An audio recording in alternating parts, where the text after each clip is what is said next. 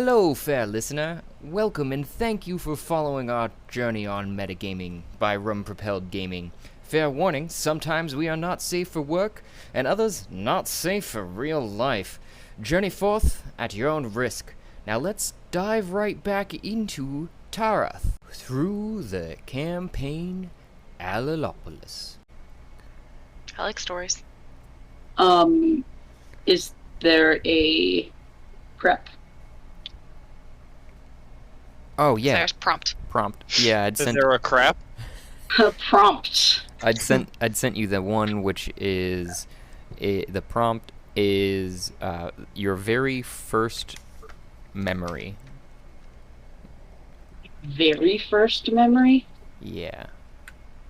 The very first thing you would remember, even like, and this is inspired by like if you've ever had a conversation with your parents or like your people that have raised you essentially too, that are like, what's the very first thing you remember? I don't know. We have that conversation sometime in my house. Yeah, just like my very first memory. I think I was like a few months old, and I like recall this memory, and my parents are like, "How the fuck did you remember that?" Exactly. But I'm able to like recall everything, and they're like, "That has to be a memory," because like, yeah, you were in Lauren's room. I remember being in Lauren's room. I was in my crib, and I got sick, and someone put their shoes, and it's like my memory. And they're like, yeah, I don't know how you remember that, but yeah. If you want to think about, let's say, oh, go ahead. Shia's first memory is she was, in taking, let's just say she was playing on her own, and she was picking flowers in the back castle field, and all she remembers is her dad coming in and screaming and taking the flowers out of her hand and throwing them down and burning them and yelling at her. And at that time, she was young enough, she didn't really comprehend all the things he was saying, but she just remembered him taking the flowers from her and burning them. A lot of memories with flowers here. Burning flowers, crushing flowers. I guess I'm a floral person. My game loaded on Microsoft Edge. Oh no! They stopped supporting Internet Explorer? Yeah, it's still on its way to raid Area 51. Yeah.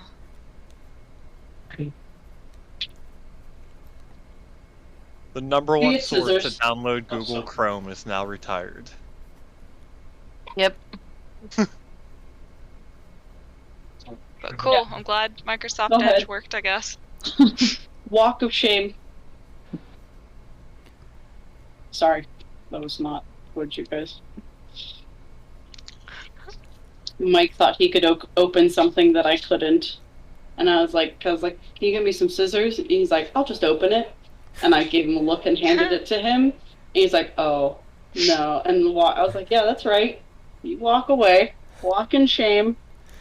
Like, I'm the one who opens the pickle jars that he can't open, so don't even bring me in. He is the pickle guardian? I am the pickle guardian. Give me any pickle jar, I open it right up. Yes. Ooh, woo. Also, on top of that, I was thinking of adding experience onto these, but you have your inspiration for the day, and for the inspirations. How would you guys like it if you instead just automatically won one of your rolls, and you get to choose whatever roll that is instead of adding a d20 to the roll, or that, but it would be kind of detrimental, I guess, to the damage, which is kind of the fun part, in my opinion, of the rolling the d20 and adding it to any roll. But with a damage, you just do your max damage, essentially. if you wanted to do that at one point with it. Yeah, that sounds good to me.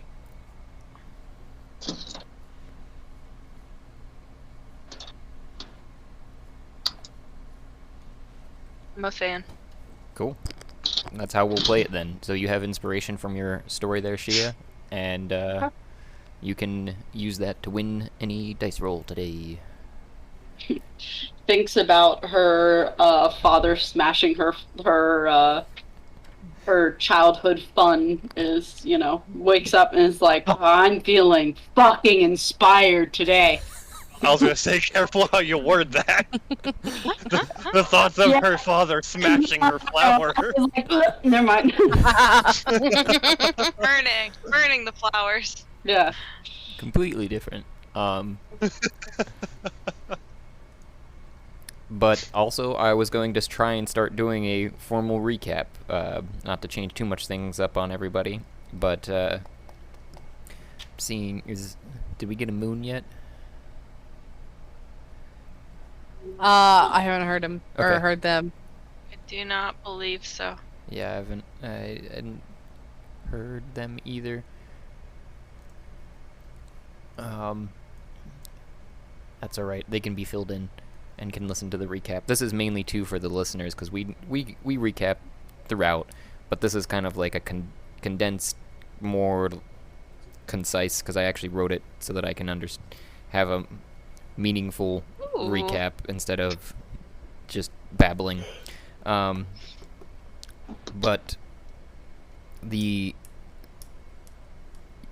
you're all feeling a little tired, Mime, Thea, Nep, Moon, and Hamilton, after defeating and vanquishing 4 mummies and an undead snake. That you Fuck that snake skeleton. I'm feeling more than tired. And you're because of that you're in the snake that was there was in the second floor of the tower, of the northwest corner of that lava tower that you'd entered what seems like an age ago now. But you'd also left 2 companions above you, Mime and Thea, who were waiting in the chest room as the other companions, Thea, Nep, Moon, and Hamilton and Cat, proceeded down a chest that had a ladder in it, actually. After opening it, you found that the Snake Guardian was protecting. And during that too, Thea and Mime said they were going to wait for the rest of the friends, Shia, Zeph, Squall, and Frederick, to come back down after going back up the ladder that you guys had met the librarian in, and running away from the snake, or the fart that Squall let off. So that was where that separation came from. But while you were in the room with the inside of the chest, essentially, you went down into a room and found another snack goblin by the name of Laurel, who Hamilton, Cat, Moon, Nep befriended, and Hamilton made a trade for his shotgun to a rifle and 10 gold. Yes. But that is what gained his friendship, Laurel, the snack goblin, and he also informed you that he works for a council of dragons. That's how he's guarding one of their many sets of hordes that are throughout the world, and they're interconnected through some portals that you're kind of catching on to, but you haven't really drilled down on all of the meanings of those things, but that's what you'd picked up.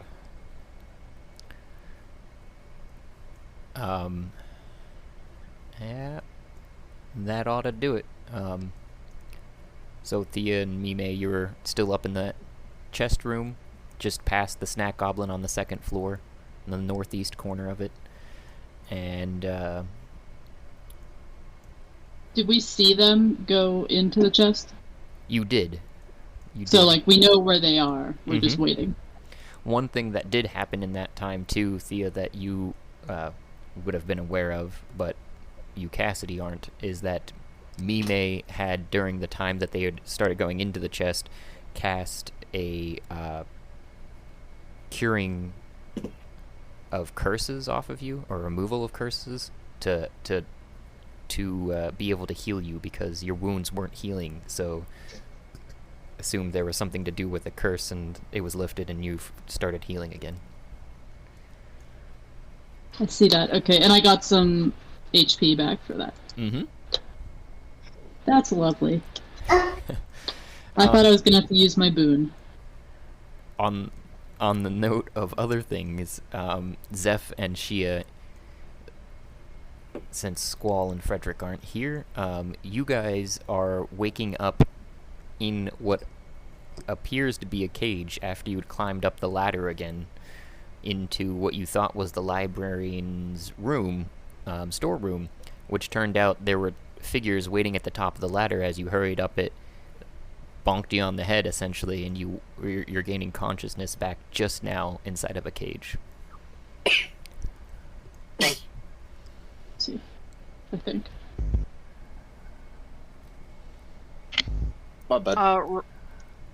Real quick on another note, I just sent a picture to the Discord of Jabba because he's getting so big. Yeah, he is.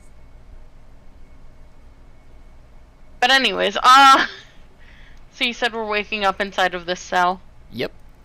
What's the cell made out of? Iron bars, some sort of metal at least. And they're easily 6-inch thick bars. Now,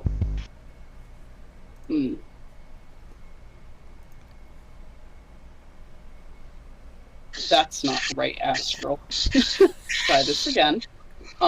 Sorry, my astral's still functioning poorly. Mine isn't doing great either. At least not on Chrome. It still won't go in. I can only get it to work on Firefox still. I'll describe the cell a little bit for you guys too, so that you get a idea of what you're working with. But you are waking up to consciousness. You do see Squall and Frederick in their own separate cages, it looks like, next to you, but they decided to throw the two females in with each other. And sorry. And the cell, there's a slab of rock stone bed. It looks like it's a quarried stone bed that could fit one of you, and there's a one wooden stool that it provides. Otherwise, there is nothing. You're kind of looking around a little bit more just past the bars. You're noticing a skeleton that's sitting next to a set of keys on its own wooden stool, and a zombie groaning softly, leaning up against a door. That leads, you presume, out of the prison hall chamber that you're in. Alright. Give me uno second. Alright, so Shia is going to cast Suggestion on the skeleton. As a bard, she's gonna pull out her lute and, play a strum and be like, you want to hand me those keys, do. You want to hand us those keys, do. And she sends Suggestion off to said skeleton number uno. And, son of a bitch, can you just show me what this thing is? Sorry, it's like trying to connect, but it can't, so I can't click on it. Thank you. Jeez. Lord. Okay. So range is 30 feet, one action, and they have to save a wisdom a wisdom roll. If his sheet loads, I will do that. Come on, sheet. I believe in you. Oh? He looks like a less than average intelligence skeleton. What's the DC? 15. He rolled a 20, not natural. Son of a gun! Alright, Above so average intelligence. Wow, apparently there is a brain in that bone. On a failed save, it pursues the course of action you describe to the best of its ability. The suggested course of action can continue for the entire duration that the suggested activity completed in a short time the spell. It kind of sounds like he still does it. I'm also going to describe that the skeleton's bones, which seemed overly inanimate, there wasn't even breath coming from it, which you assume because it doesn't have any lungs, it needed that anyhow, start to rattle and move, almost like shakily as if it were taking its first steps, grabs the keys and throws them into your cell. And then So I'm going to stop you there. Sets back down. Because, let's say he throws them, because he failed it, he throws them, and it basically, what it describes is, he does the action, but then just doesn't finish it. Yeah. So he throws them, and it Did he hits fail or did he save? I thought he saved. on a failed save. So he succeeded the wisdom saving throw. And still. So on a failed save, it pursues the course of action to its best ability, but it doesn't do it for the full duration of the action. So it's like he goes to either walk it over or throw it, and let's just say he throws it, but maybe with not enough gumption, so it only lands, like, out of reach. I was just going to say of... that I rolled his dex check, and he threw it right at the cage, but it didn't go through because it was on a loop, and it just against the bars. Okay, that's great. Idiot. So apparently he is lower than average intelligence. Alright. That is... Yeah. Also, I tried. as another thing, I'm not sure if everyone's got loaded in and can see what we're talking about yet. Are we good there? I loaded in. Oh. Also, hi. Hi. Hello! Hey, Moon. Hi. Now it's a party. Party starts when I get in.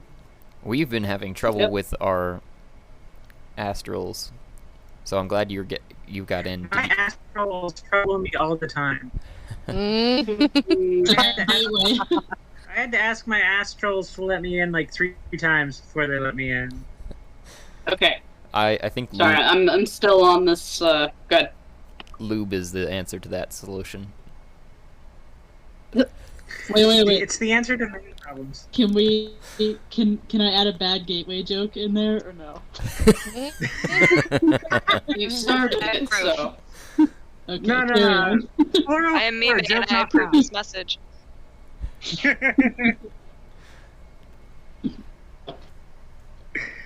Was that the joke? Or Did you do it? No, that was it. That's all. That's all I needed. Can you say it again? No, it's lost its charm now. Okay. That's why I added the 404 joke not found joke. Yep. Shoot.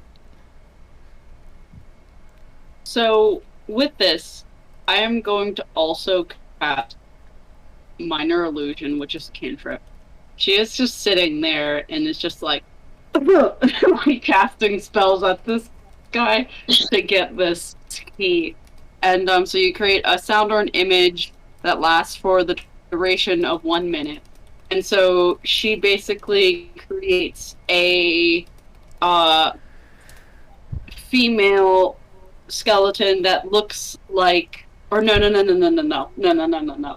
She's gonna create like a sergeant-esque, like leader skeleton, and it's just gonna be like, it's gonna march in and it's like, hey, you need to let these people out now. Why didn't you do it like 5 minutes ago when I asked? Why are these people? He's gonna just start screaming at him to unlock the people are us. Okay. Roll. And there is.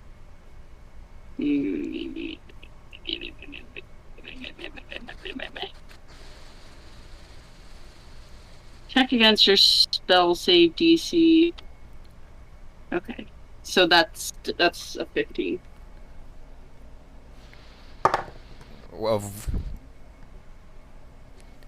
Well, so when you cast a spell, right? It's a spell save DC, which is a 15, so it has to pass a 15. Just of I don't. It doesn't say anything. Doesn't matter. It didn't make it. Oh wait! Intelligence. Okay. Sorry. Yeah, definitely did not. So it scuttles over, grabs the keys, and starts unlocking the door without a word, and steps back.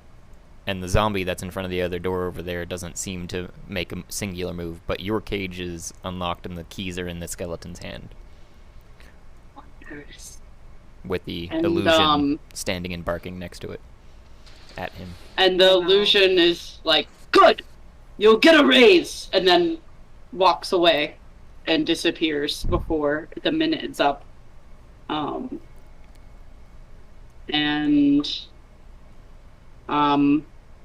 Shia goes, thank you, good sir.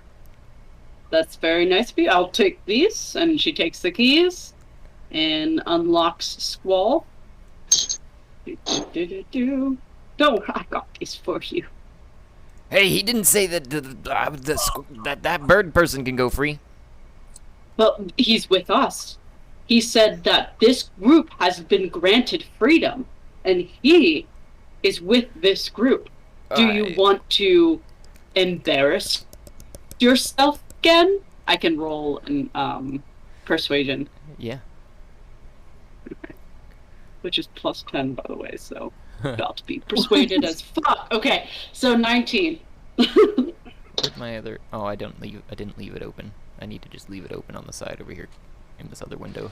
I'm gonna stop trying to even use Chrome at this instance because it's. Oh, maybe it's like trying to connect to Astral, and so anytime I roll, it gives me an error message. Oh. You said intelligence? I'm gonna close persuasion. But it would be against his intelligence. His intelligence, yeah. So he looks at you and just, oh, okay.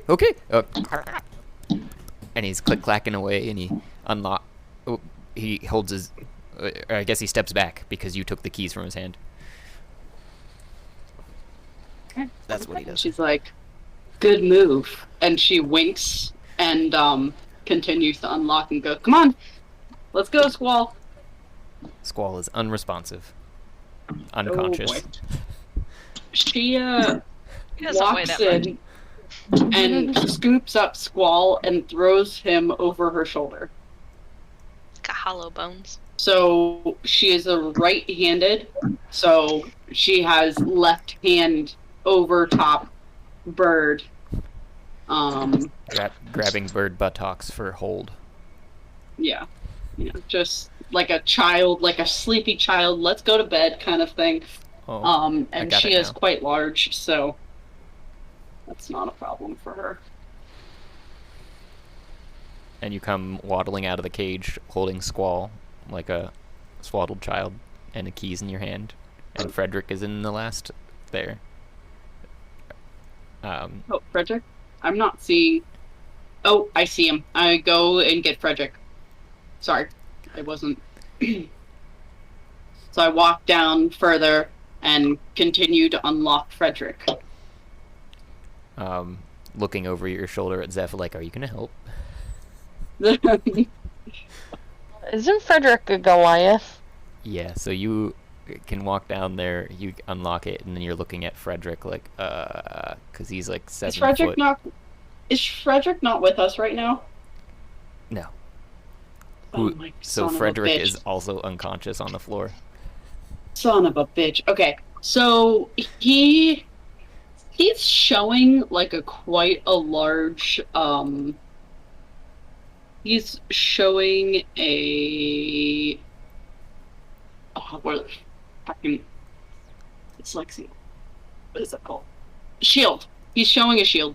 He has two large shields that are buckled to his arms, that are half the size of him each, probably, so he can crouch down behind him. So Holy cow. his legs can drag, and she is like kind of calculating. Is like, if I drop that, okay, yeah, okay, and she is like, you want to take Squall, and looks at Zeph, and she's like, I'll drag Frederick. Sure. All right, and she flops Squall over, and she goes and grabs the edge of the she basically puts the shields on top of each other, puts Frederick on top of the shields, like butt facing down, and then has his legs kind of like flailing, and she's just dragging the shields again with her left arm. And at this point, I think I do need to make a strength check or some type of okay. Do you want me to do an athletics or just? Yeah, you can do an athletics. Okay. There it goes. Oh, it's on 15. All right, that's 17. You slowly pull him at a mildly regular pace, but it does take a good bit of effort. You're feeling like you couldn't do this for too long, and you're hoping your other friends are close by. Yes. Yeah. She is just, her goal is to get out of the jail, and she's like doing all of this and looks back at the skeleton, does one of those like, well, here we go. I'm like, hey, don't mind me over here. I'm just having the like crazy friends. Am I right? And continues to drag Frederick out of the jail. This is also, just so everyone else is aware, happening as you guys had finished up where you'd left off with Laurel down here in the chest. Catch me up. I feel like I missed an episode. I don't think you did. You missed the introduction, though, which I tried to start recapping. I might ask if others can help in that manner in the future, but I'd written up a recap and went through it. But you were in the chest after defeating the snake, the undead snake, and fighting and befriending actually Laurel, who was just telling you about how he's able to procure many items through a trade network system, essentially powered by the hordes of a Council of Dragons. That's right, I remember that. And I believe that left off with me requesting insert something here. Yep, that should be what's in chat, but my chat's not loading, so that is, I recall exactly what we'd said. You and a few others, pretty much everyone except for Hamilton that's down here, was looking to trade with Laurel after learning that tidbit, but you guys are on the same timeline, and these are happening simultaneously right now, so I'm going to bounce back and forth a little bit if I need to. Right. Is this a door here behind the zombie? Yeah, the zombie is leaning up against it, and you go to try it, and it is locked. But the zombie doesn't seem to move, though, and it does look like the door swings in toward you. I'm carrying Squall. I'm just gonna look at the zombie and be like, ahem.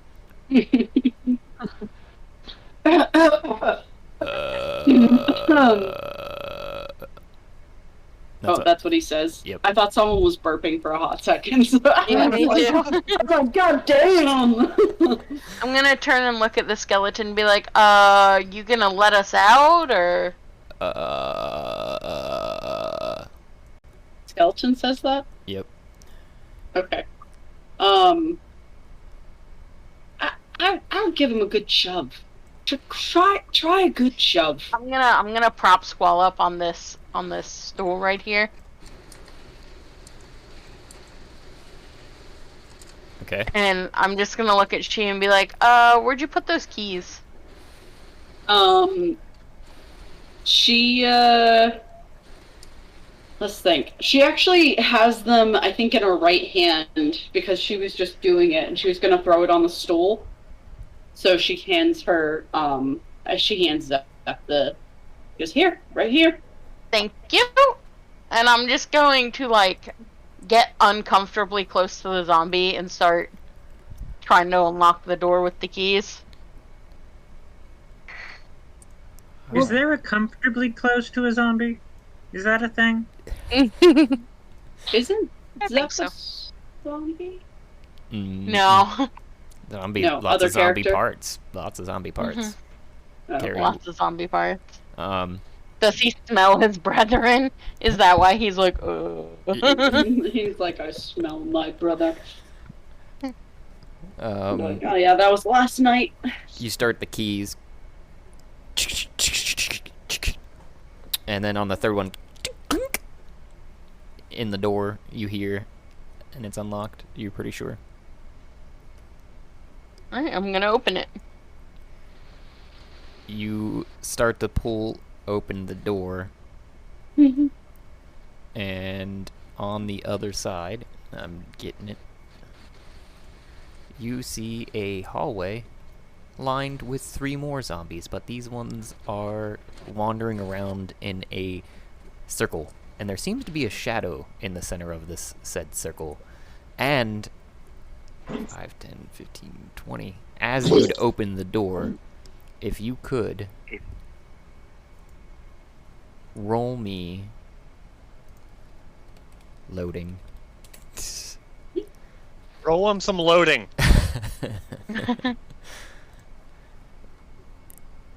A constitution. Constitution. Ooh. Mhm. Like a saving throw or just a straight Correct. constitution? It doesn't matter. It's the same modifier for each. Yep. That's a 15. Whoa, that went into my chat. Weird. Hey! That's so weird. Oh, so deep into his chat. Easy now. You feel a sense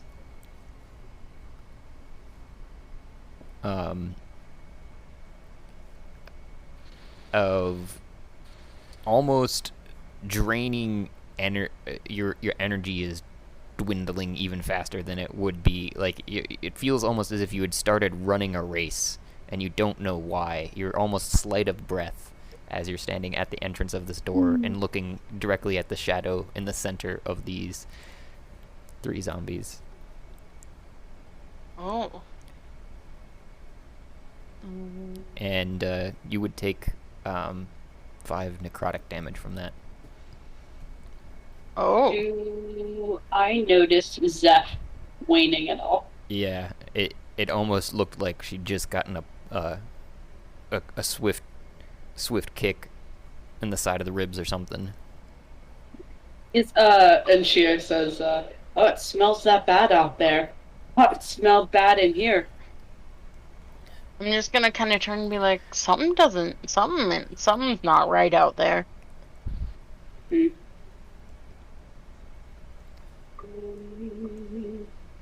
Let me cast a, I was like, let me call that sergeant again, see if I can work some magic. And she is like, Sergeant! And she calls around the corner and casts minor illusion again. It is a cantrip. Just to let you know that I'm not just Yeah. passing like crazy here. And Spam it! the sergeant comes down and goes, "What are you guys doing over here? You're supposed to let these people through!" And the shadow the- floats up to the sergeant and looks almost as if it engulfs him before it whooshes away. So, And you need to roll me a Constitution saving throw now. son of a bitch. So, said shadow passed the intelligence DC, I'm guessing. Uh-huh. Oh, bitch, okay. Oh, it rolls now. It's a very slow roll. 15. Rolling. Gosh, can you see my rolls? On D&D Beyond. I can. I just had to open that chat. It wasn't open. Okay. I I'll still say things for viewers, but I that was a 15 Constitution. appreciate it for my own too, because I'm looking at like 5 different screens, so it feels like. Yeah. And I know it's only 3, but anyways, so you look. That was your Constitution. I see it now. So you get the same draining sense, and it would also be 5 necrotic damage. But you get that same winded, almost just like something is leaving your essence that was there before, energy-wise and levels. Oof. And the room almost seems to chill around everyone too. Can I roll?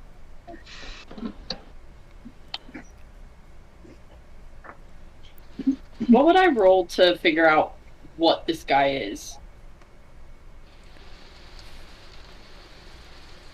It would be a history.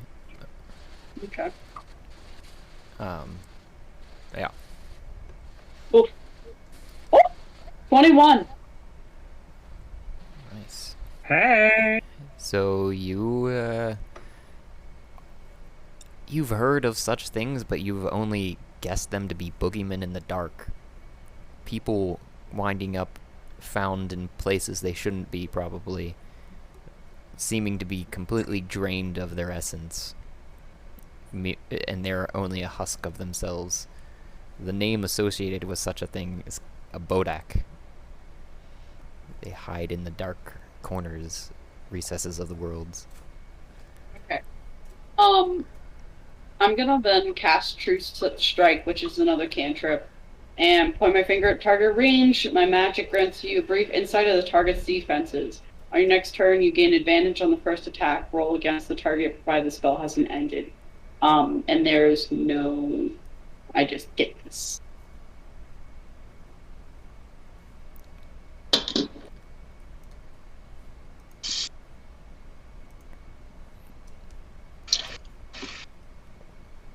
What is it that you get? I'm sorry.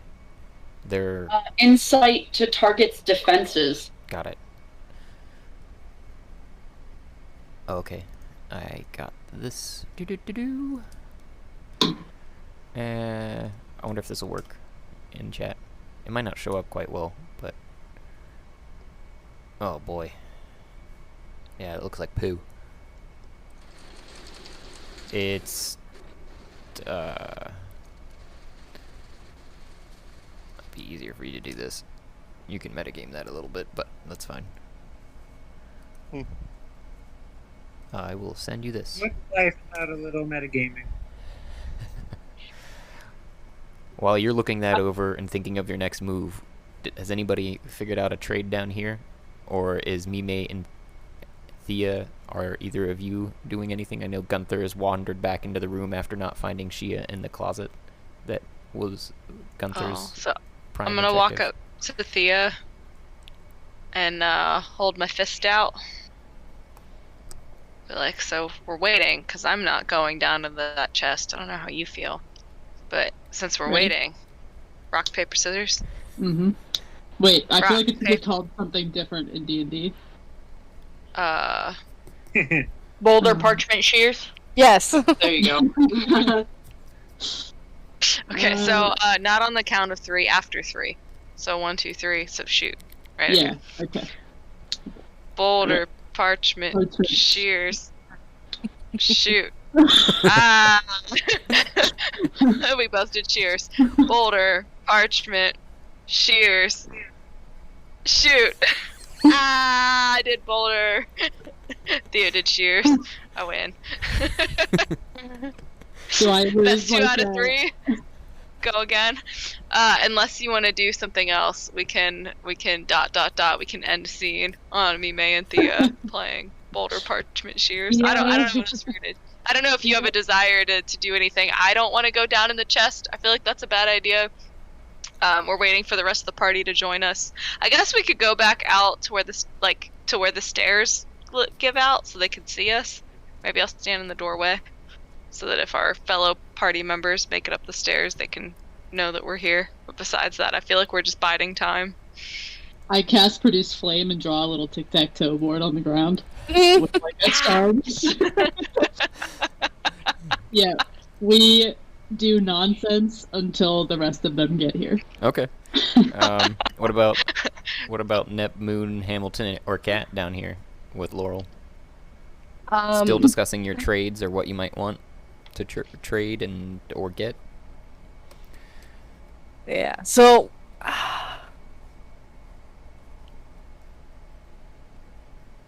Only one person made a trade last time, Yes. right? Yeah. And Hamilton's I believe over I there had stroking his requested- rifle. Sorry, what was that?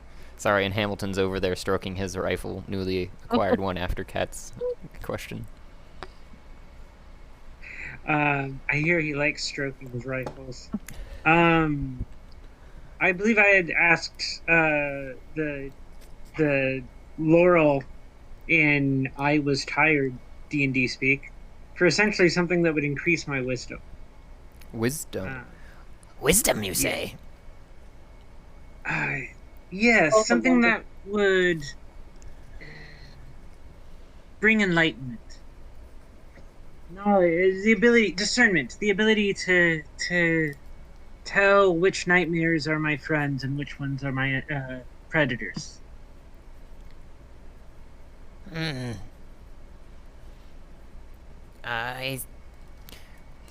He's tapping one of his long claws to his chin while he's looking at you, and then your long ears, kind of tilts his head, your big eyes, kind of staring deeply with his glowing eyes, almost into your soul, it feels like, and then I think I have something, and then he turns around and he starts chatting with the mirror that you'd seen him chatting with before, and it's in a low whisper, but he turns quickly around after consulting it. It seemed like he was using his claw on it and almost talking to himself, and then he turns back around and yes, I have glasses. My eyesight is good, but if it helps me discern spirits, I can offer you. And I rummage through my pack and I pull out a. It's a sizable book, but it's bound slimly. I'm gonna say it's actually fairly large in area, which is part of how it manages to be a large book, a large tome, but still thin. If that makes sense, like the pages are big. Kind of fills the entire long side of my backpack. It's bound in blue leather, and there's gold inlay. There's a picture on my character sheet. There's gold inlay throughout, and writing in an ancient language. Some esoteric sigils on the front. I offer you forgotten history of an ancient hero. Surely there's a scholarly dragon that would desire this. Ancient history, you say? Yes. About what? It was inspirational to me growing up, but and then the smile kind of gets bigger in that kind of creepy way that Moon has. But now I'm grown. Aha. What is title?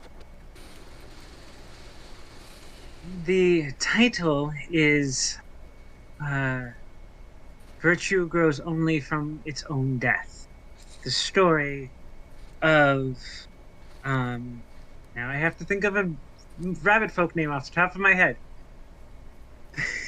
The story of the sky tastes better for the seasoning of stars sprinkled upon it. An ancient hero of my species, of my race. Ah, wonderful. Let me consult mirror. Turns back around. Hear him clicking away at it. With your hand motions, I'm totally imagining him scrolling on the mirror like it's a giant smartphone. Yeah, pretty much. That's how I'm imagining it right now.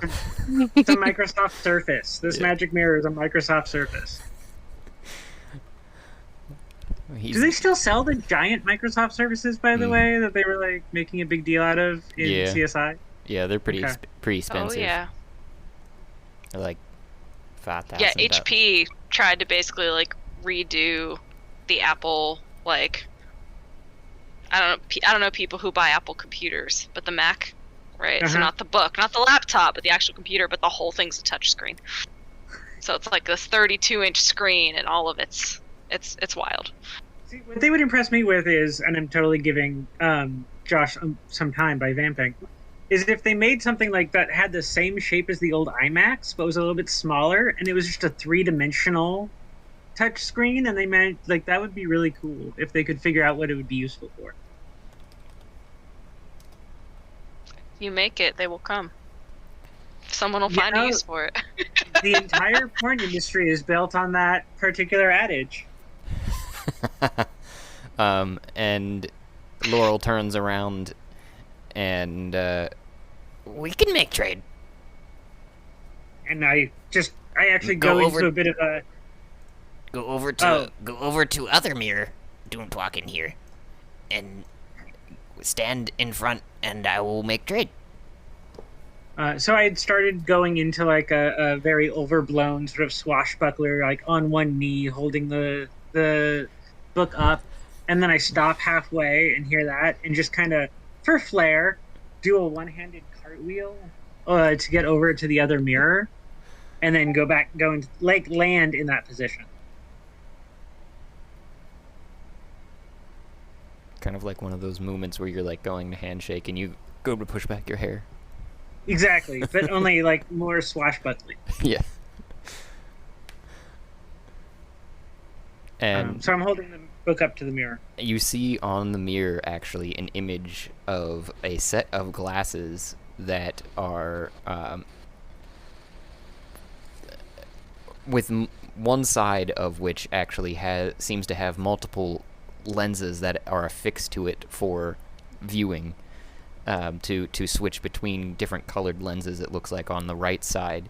And the frames seem to be made of somehow a woven green ivy with these golden berries throughout. You're not sure from the picture on the screen, because the on the mirror, weirdly, it's not showing your image, it's only showing this.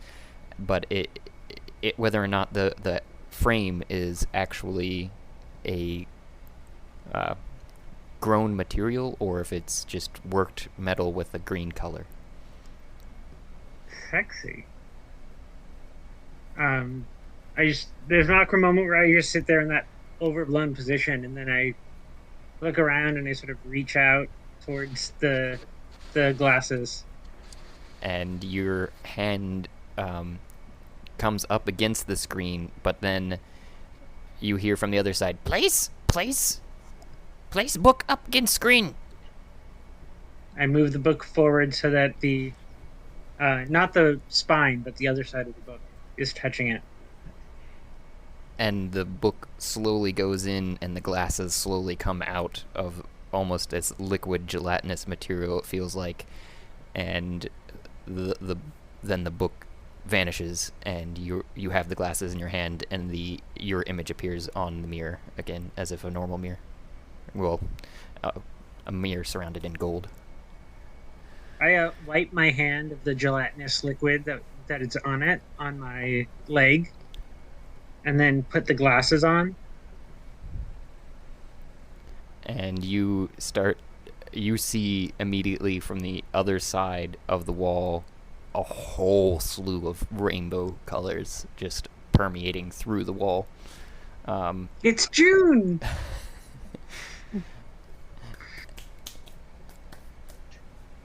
I start, like, playing with the lenses. And each lens seems to filter out a different color from that rainbow. Closing your one eye, you can focus through and see a varying individual colors filtered out through each lens. And you're getting a sense that this sounds like somebody's described to you the auras of magical items before. Look like. Okay. So, above table, you didn't give me the wisdom boost I was hoping for, but I got, like, detect magic sight. Oh, above the table, you got both. Oh, yes! I win. Y'all can go home now. I won D&D. It's not how it works. Sorry. Cool. Awesome. So I just, like, sit back and I'm looking at the pretty colors, Josh. While he strokes his rifle, I'm looking at the pretty colors. Good. Zeph and Shia come up with a game plan here. Yes. So Shia takes one look and recognizes this as a Bodak, and Shia kind of does one of those, like, hand goes out to Zeph and goes, "Look down right away. Don't look at this thing. It can, if you look at it, it could kill you. And so keep your eyes on the ground. Do not make eye contact with this. And its weakness is sunlight. What, you have anything?" I'm gonna look at she and be like, it doesn't have any eyes? And then I'm just gonna be like, but okay. And I'm gonna look down at the ground, step, like, into the door frame, and just slam my staff of radiant badassery onto the ground. Do you believe in magic? You want me to roll to hit the ground? I don't... No, you hit the ground. Okay. Hit the ground! I'm just wondering, because I don't think we've come up with a radiant damage from a kind of area effect. I can do... But I know I can... that upon hitting is when you were doing the radiant damage. So if you're hitting the floor, it would be a form of... is there light? No, radiant is light damage, right? Like, there isn't, like... Radiant damage counts. Radiant is really, like, holy damage. It's just not elemental, or not moral. But you can use it for light damage if you're not going to use, like, heat or something. So, let me see here. Yeah, go ahead and just roll the radiant damage from the staff, essentially. Okay. 7. Okay.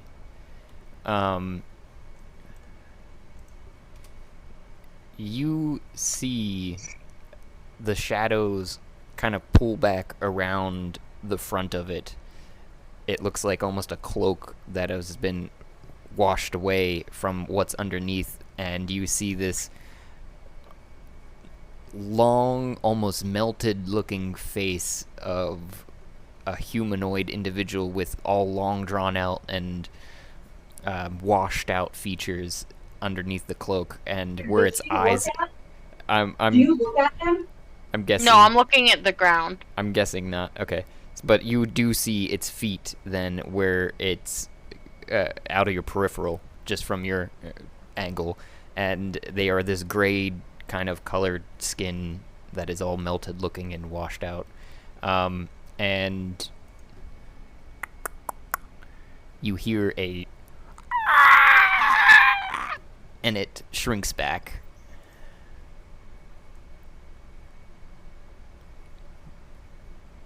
kind of whooshing through this door, actually, to the I'm kind of gonna. looks like it opened it and closed it very quickly. It couldn't pass through it. It wasn't incorporeal. I'm gonna kind of look at like Shia and be like, I guess just follow me, and I'm gonna move forward some to like Squall! right here. Don't forget Squall. I can't hold him and hit my staff at the same time. Yep, you're totally good. And she's holding Frederick, and then with her left hand, she puts her staff back, like she puts whatever sword. No, I guess she wasn't holding anything because of the keys. She goes and picks up Squall and throws him over her shoulder and starts walking. And I'm gonna just assume that she's at half speed at this point. Yeah. Dude, rope, just tie him to Frederick. Just like layer them onto your makeshift shield sled. Yeah, that's not a bad idea. Imagining them ragdoll, just like, just not only being dragged, but being like thrown and flopped and Oops. leaned against things. It's lovely. Moved Squall. Right. So the zombie that's still in front of the door is not moving, and the 3 zombies that were circling the shadow have stopped, and they're holding their position. It looks like just almost as if the shadow had been influencing them somehow to... In the shadow, I don't see a shadow on my screen, so is it It at left. this It left through this. It side left door? to the south, the door to your south, and it was a wooden solid door that clanged shut, and you hear some muffled talking on the other side, and a click. like it locked? Probably.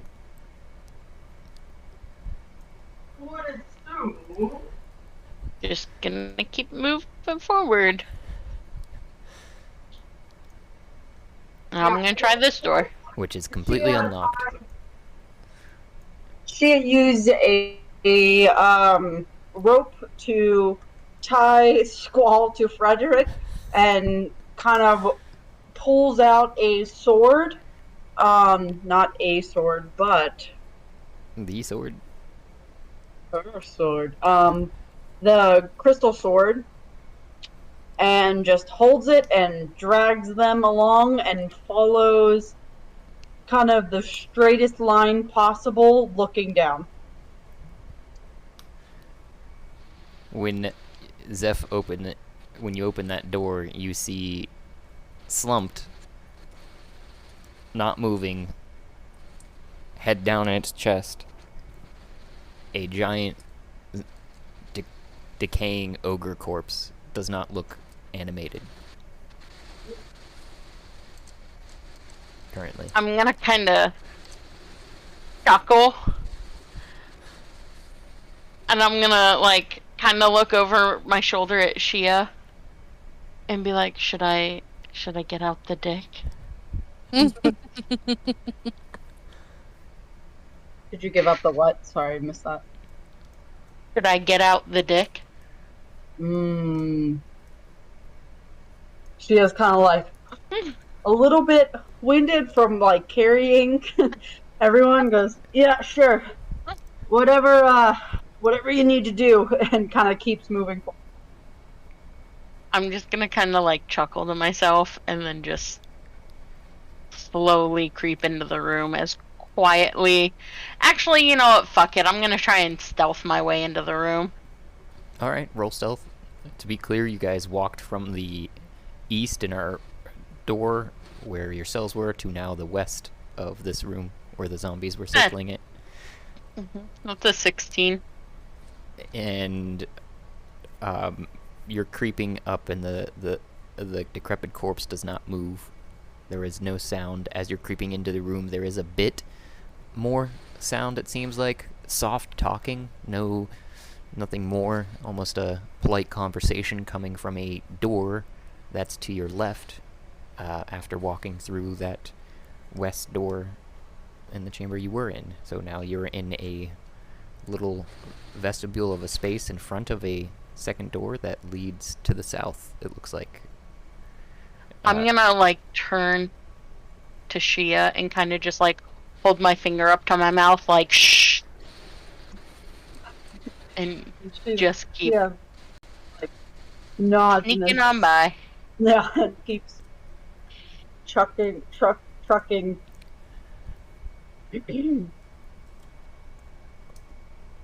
And then I'm gonna, like, as I round this corner and see this other ogre, I'm gonna kind of stop and, like, kind of peer down the hallway and see if it's in the same state this other one is or not. It is. Slumped, head down, unmoving. Okay, I'm gonna kind of move over here and just hug this wall and keep sneaking by.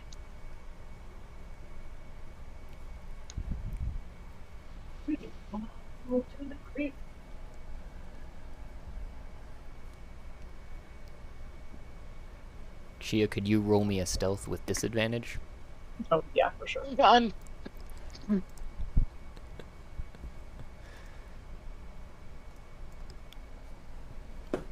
Since you're dragging two of your companions. Speaking of which, how are they tied together? I know you'd mentioned they have a rope, but I'm hoping it's not like around their necks and you're just like pulling them with their feet like down the hall or something. But... Yeah, no, yeah, that'd be hysterical. Yeah, no, Squall is tied onto Frederick's chest area. I'm assuming he has a shirt on. He has full armor, so that would work. Or are you talking about Squall? No, I'm talking about Frederick? I tie Squall's, like, mid-range area, onto his armor. Okay.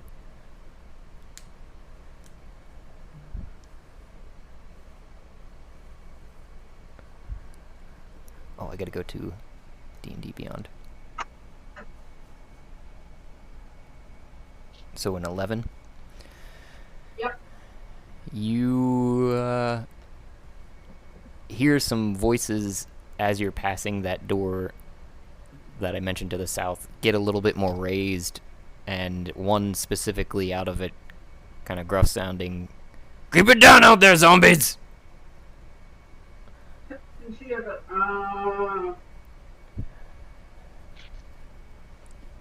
I'm gonna. Yeah. I'm guessing this is a door here. Yes. So you walk down the corridor that's to the to your right of the door and head to a second door to the south. And that door seems to be locked. As you're trying it. Okay. I'm gonna continue hugging the wall and kind of just come back up here.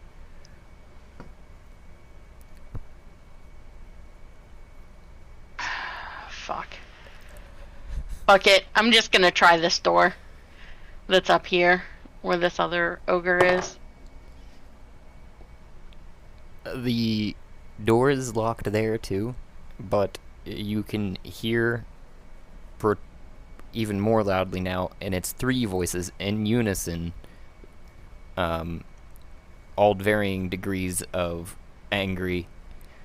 "Shut the fuck up, zombies!"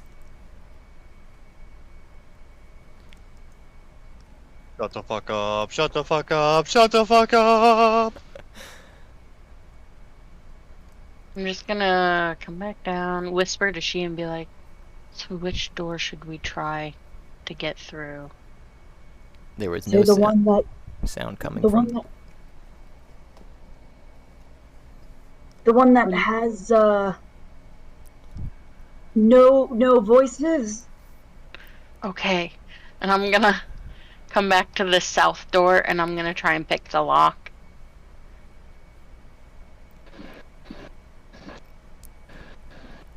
Which, would that be sleight of hand? It would be, unless you'd made a lockpicking skill. I did not. Ooh, and that's a good old natural one. Your tool goes in. You're swirling it The around. rock falls off. You're swirling it around inside of there. Like, wow, these tumblers are really. And then your tool falls through the door. Mother. You, Fucker. you can almost put your whole finger into the hole where the key should go, and then you're like, there was a big key on that keychain. Key ring. Alright. I'm just gonna keep sneaking on up and down this hallway. Should I stay here? I'm just gonna nod. Like, yes. And, once I get to this door, I'm gonna put my head down. Do I see that shadowy figure in here again, or no? No, it seems like the zombies are still not moving. Okay. Grab the keys from the jail cell room. And just keep going on by. Don't mind me, zombies! I'm gonna stop and, like, I just want to look. Is this lock, does this look the same as the one to the south? No, this doesn't have a visible lock on it, even though as you tried it, it had not opened. Okay.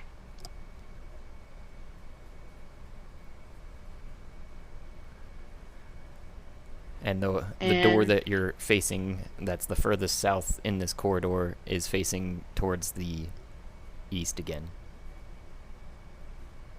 So you've gone almost in a circle. I'm gonna try the largest key on here. It fits right in. Alright, I'm gonna unlock this door.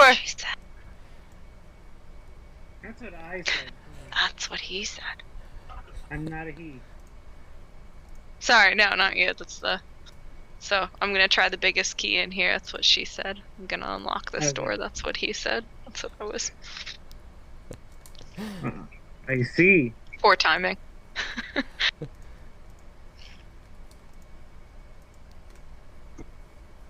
So you guys are both stepping through. I guess as if you can step through first, because you open the door and you peek on through into a circular tower shape with what looks like a set of spiral stairs going up one more level. One I got a black screen. Oh yeah, sure. And I'll keep describing for you because it's not going to be completely evident. Kind of looks more of like a Pac-Man on your screen once you load in. But you see just south of your current location now, after walking through the door, a pillar with a disgusting looking eye, and it seems to be of a some sort of flesh, this pillar, and the eye is kind of looking around and in front of that door, but it can't turn your direction. You realizing you're out of its peripheral. You can only see it because it's so bulbous and bulging off the front of the pillar and darting around. That's caught your eye. Okay. And to the north, there doesn't seem to be anything but the wall around the spiral staircase that's leading up.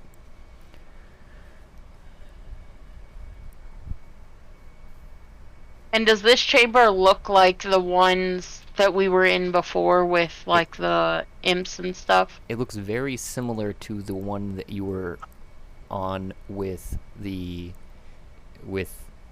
snack goblin, except for some reason this floor doesn't have a rotating clock almost dial. It had looked like of lights that were illuminating around the outside, or the tall standing columns that had been around the outside of it either. But it does look very similar to the second floor you remember, but this is definitely not the second floor. Okay. And Shia, Are you coming in right behind Zeph with your friends? Yes. Okay. And you see all of what I've just described if you caught on to that? Yep. Okay. Dragging, Squall, and you are feeling extremely tired. Yep.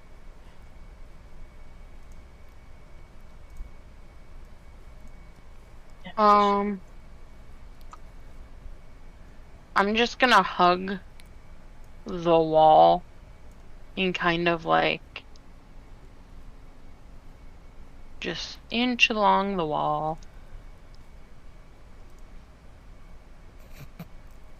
Are anybody else doing anything here in the other chambers? I still don't know that any like combat has happened or anything, right? You mean with the with Shia and Zeph? Yeah, I have no idea that anything is happening special, so I'm just sitting here waiting for my fellows to finish.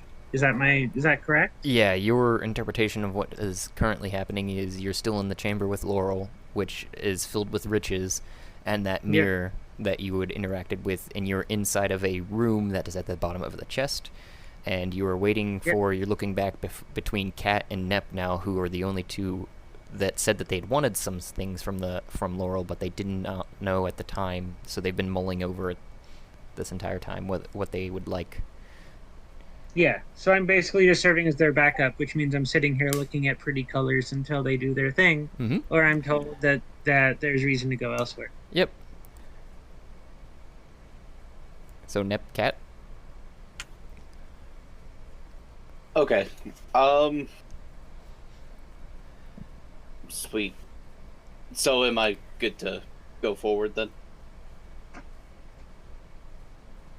I don't know, Moon is standing in front of you. I didn't know if Moon still needed their item. No, that's the pretty colors I'm looking at. I'm playing with the glasses I just got. Oh, okay. Alright. Well, I asked Laurel if they could produce an item like an alchemy jug, essentially. So Nep is just essentially describing from his memories of, like, as a young satyr, seeing all the stories of an alchemy jug and how they're, like, valuable to the satyrs just because of, you know, all the uses an alcohol could produce. And right now, that's just really all Nep is currently valuing at the moment.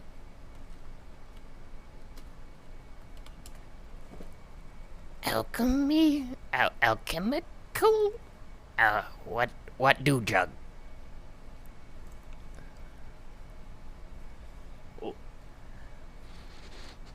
That's what Laurel's response is as you're describing, because you had said the name of it, but he doesn't know, he doesn't understand. What that jug do? It's like a jug, but if I want water, I can pour water. If I want wine, I can pour wine. If I want beer, I can pour beer. Oh.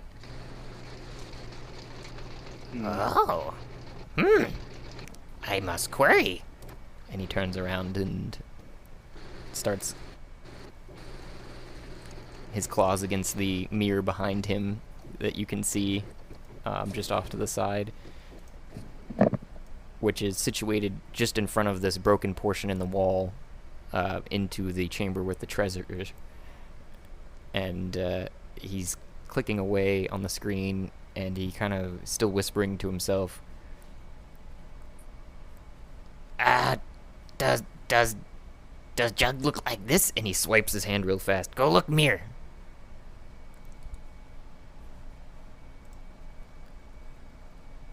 And you see are you going over to look at it? Yes, I am at the mirror. You see an image of what looks like a clay shape jug with a porcupine of corks coming out of it, mainly around the center mast, with one at the top. And there's a bunch of symbols around the top and around the bottom, just above and below the porcupine of corks. I imagine that's what my herb described it as. Yes. Okay, what give you for jug? Would you like more friends? I always want more friends. This particular jug need much friends. How much is much friends? 1 claw, 2 claw, 3 claw, 4 claw. Oh, wait a second. Click, click, click, click.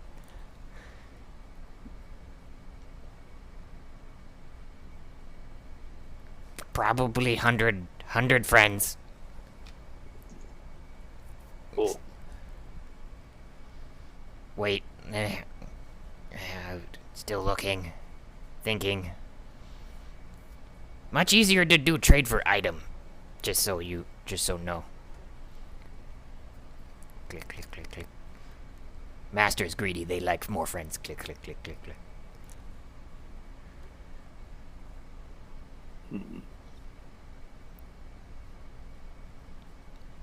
Man, I don't.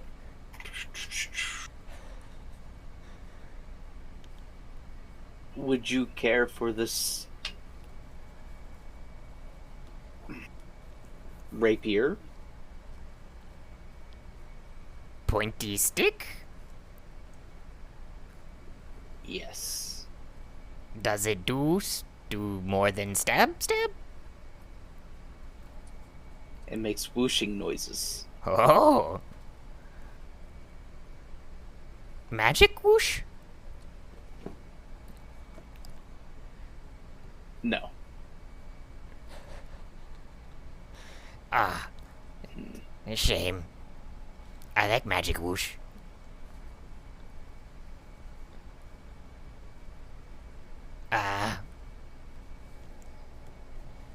How about 10 gold? 10 friends and, rapier. Okay. Okay. Here. And definitely. Place friends and rapier against mirror.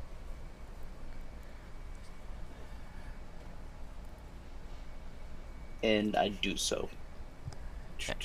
And as it gets into the mirror, the jug starts coming up above, out of the mirror into your other hand as you're grasping it, presumably. And you now have the jug. Thank you. Thank you, Laurel. Fun with friends. You say? And he's clapping.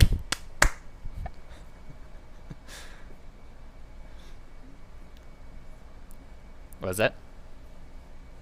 I was just gonna say, did you just promise him friends? Oh, no, that's what it considers gold. Ah. Sorry, I missed that part. Friends, now that would be an esoteric and expensive coin to pay for something in. Especially 100 of them. Ooh. I don't even know 100 people. I thought I was like, oh man, Thea doesn't know 100 people. I thought maybe it was like people to visit the mirror kind of thing.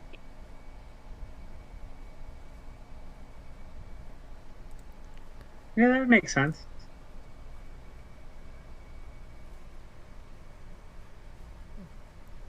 So, is anybody gonna use my suggestion in the Discord chat yet? No. All right. So what are you doing up there, Zeph Things in the chat. In the Discord chat. The suggestion was twerks. Yes, with the dance moves and everything. Mm-hmm. We all twerk. I was gonna say. Oh. I'm gonna go down the stairs. You go. Twerk. down the stairs, and you, at the bottom of the stairs, meet a similar door to the one that you were looking at this level, but it is of a different color, and it does seem to be locked. Okay. Do I see a keyhole? There is no keyhole.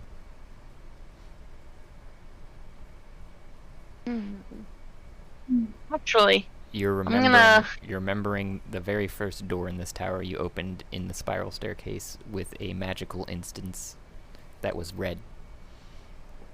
The door was red. This door that you're looking at currently is a brownish gray. Wait. Did you go up the stairs or downstairs? Down. Okay. I think our group is trying to go up. Is there an up? The door that you're standing at as you walk through the open archway into the stairway that leads up is a entirely different color. That one looks to be a black, almost opalescent black door.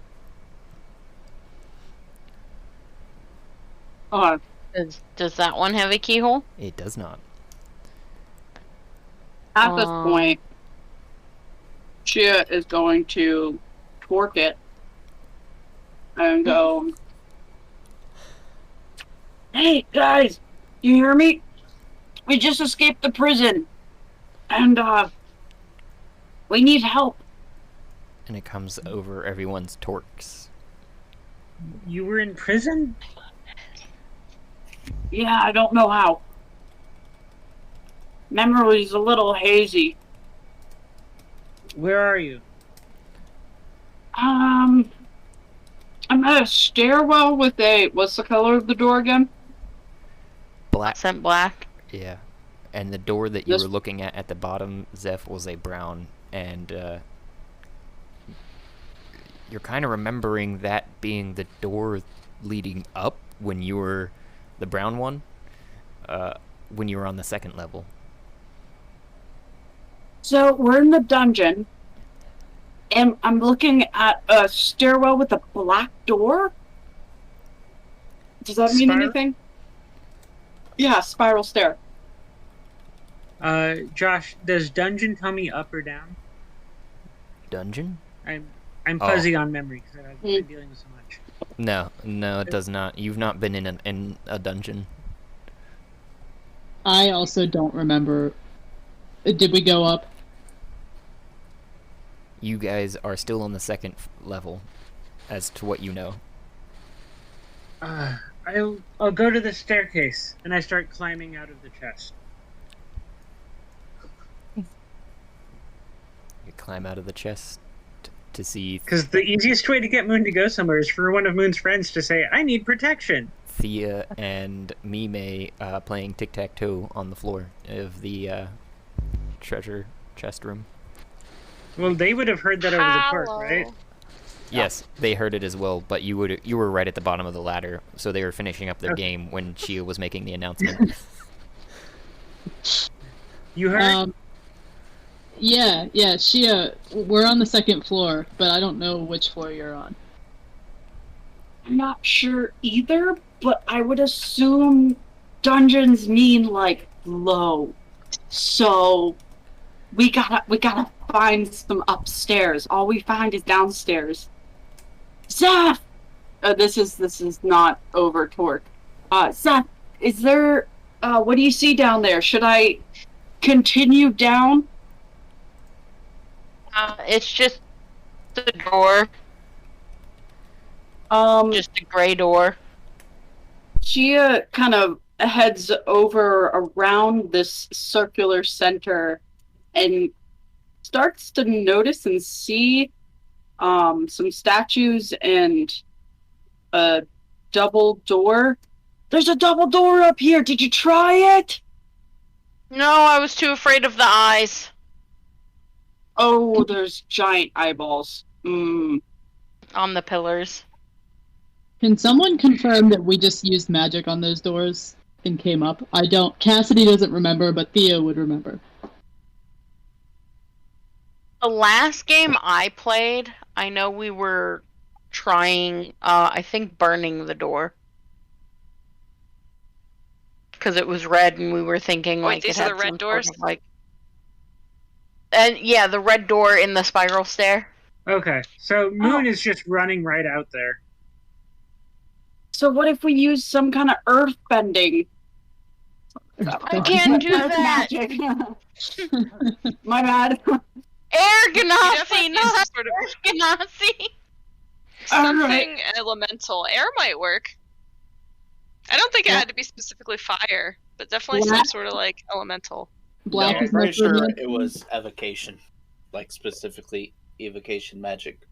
Black is necromancy and red is evocation. Well, I can actually look now because I have my lenses. So click, click, click, click, click. You see, while you're looking at the door, clicking through your lenses, a moon at your door that's a grayish brown, and oddly a bit of a rainbow without any lens, but you're filtering through it, and any color actually filters it out, which is illusion, probably illusion magic. It's glowing. Well, Moon wouldn't have any idea about what the colors mean yet. Okay. It's glowing grayish brown and a rainbow that seems to disappear whenever I try to get specific. Wait, Rainbow's illusion. I know that for sure. You said the door is... Wait, are you saying that over the torque? Yes. Wait, you said the door is grayish brown? In my new glasses. I'm gonna start pounding on the door that's in front of me. No. He said it's illusion. Just walk through.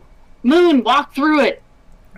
Moon just tries to walk through it.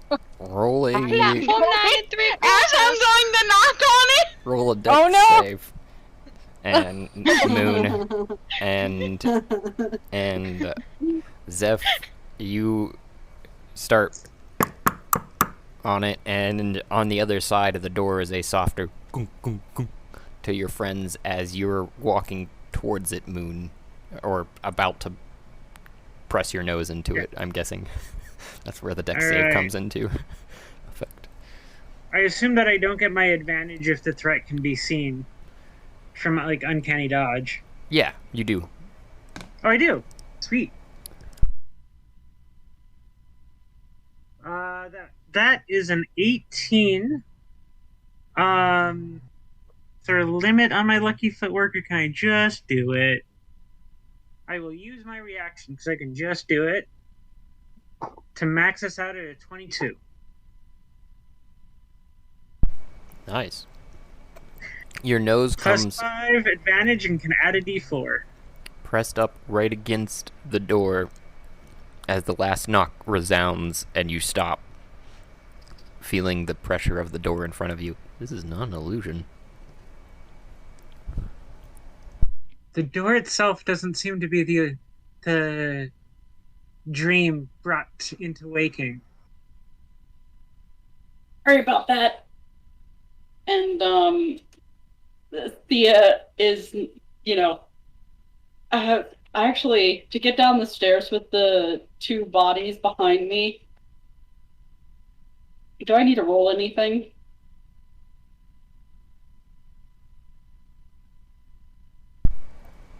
A sleight of hand. Because you're trying to move them down supposedly without dropping them over the side of the rail, which has no rail. This stair. Oh no. Oh, wait, before you come down, can you guys hear me knocking? As if it's muffled.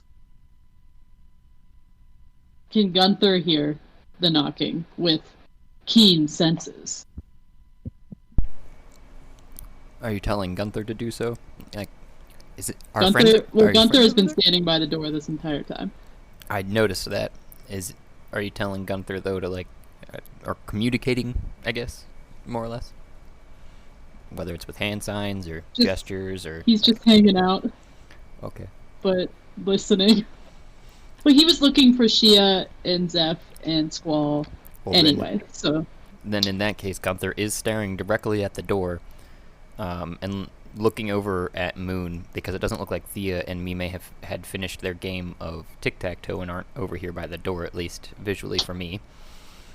Moon is gonna pound on the door. Can you hear that? And they do hear a There's a but also very soft.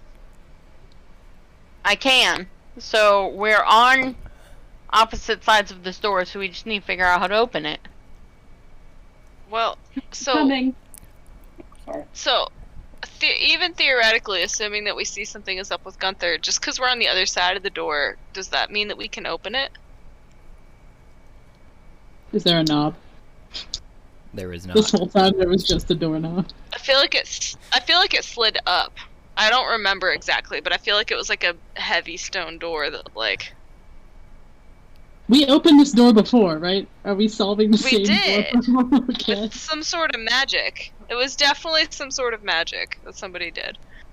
Well, yeah. So It involved some sort of element.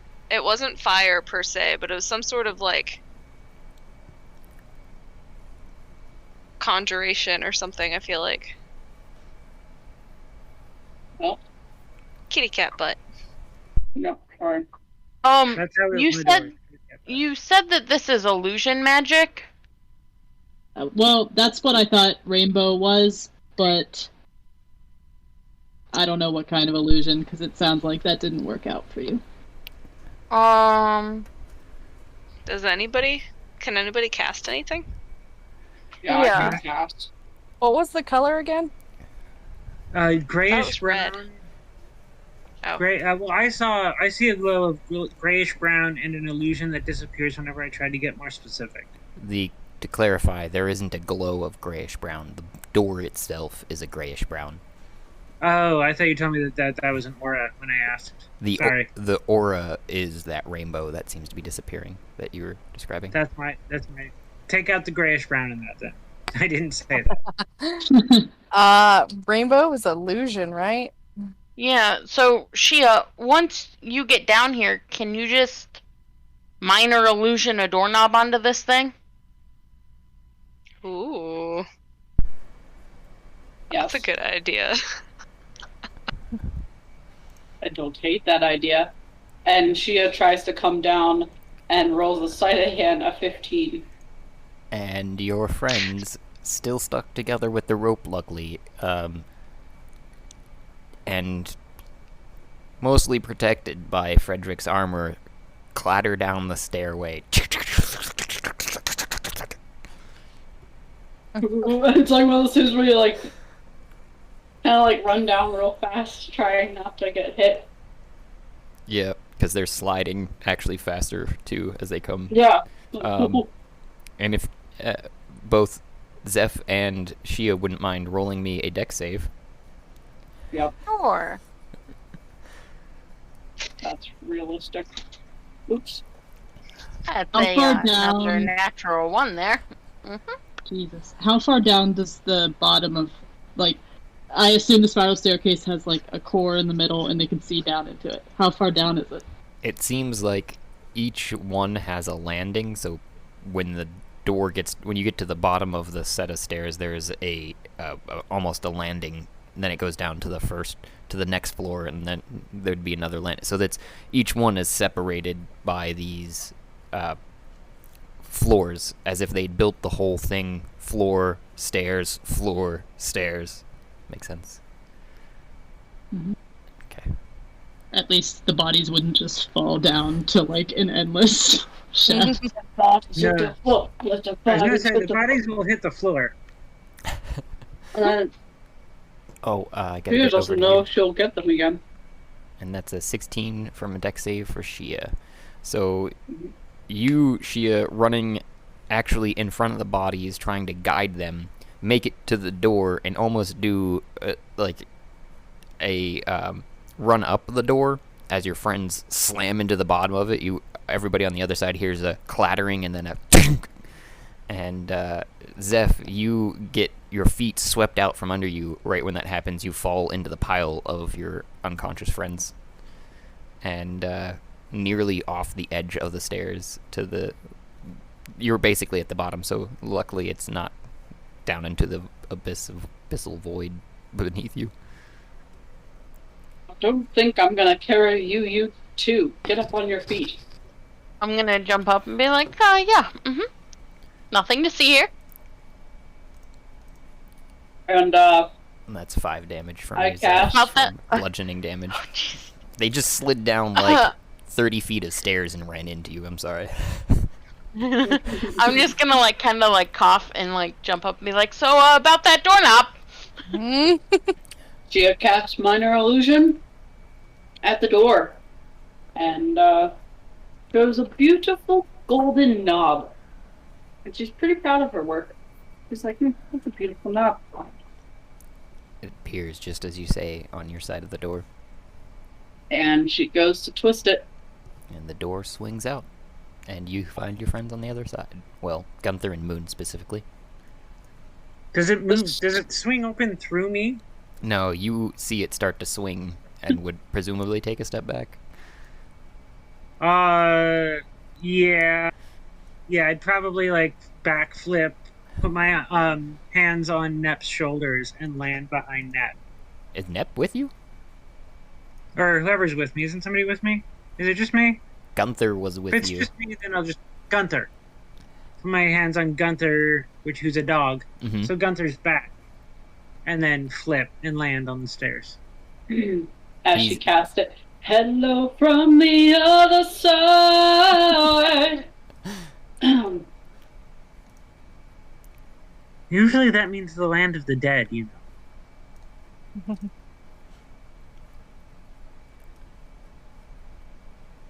The dark, dank place over there. The land of the dead usually is. And when you're opening the door, Squall and Frederick slide a few more pegs down the stair. Still Holy attached. shit! What did you do to them? They were like that when we found them. They won't wake up. Tried anything? Good old Squall. Well, Snoozing away. we've done a lot of stuff, so I would assume that they would have woken up by now. That's alarming. Yes, well, wait, Josh, who farted? They're in a coma. That was Squall. Well, Squall's gas was quite noxious, so I'm not surprised if they lost a few brain cells. Squall's lonely bread cells? Squall has Just brain have a cells. loaf in my skull. Just a loaf of bread. It's Skull would pumpernickel. have bread cells. Brain cells, and wouldn't be surprised if they were in a coma. That actually makes sense. I see that Mime is still in between the door here, looking at the chest where there are still a couple friends down in. Is our Cat and Hamilton or Nep doing anything down here? I do want to approach Laurel, and I want to ask, kind of like in a quiet voice, if he's ever heard of something called the alloy. Laurel turns back around from having been at the mirror and made the trade just with Nep, and sees that you're inside of his safe bubble, and he kind of freaks out for a second, and he goes, "Ah!" And then he kicks you. Do I take any damage? Just 1 second. Trying to figure out what to roll Laurel here. have a fear of chickens? He doesn't have a specific thing. I think it would be his... Yeah, it would be that. So, does an 18... yeah, probably hit. It's actually a 21. Yeah, I'm a chicken. I don't have very high AC. So that would be 8 damage. I think that's how that works. I'm trying to remember the unarmed strike that other people were reading off to me. That's just what this is. Okay. My total. I only have 23 health points, but I'm still alive. Just got kicked. Not a big deal. And you fly back through where you had been over into Hamilton's arms, basically, fluttering. I just asked you a question. My goodness, what a reaction. Your bird talk. He's looking at Hamilton and in Nep's direction, kind of back and forth between them.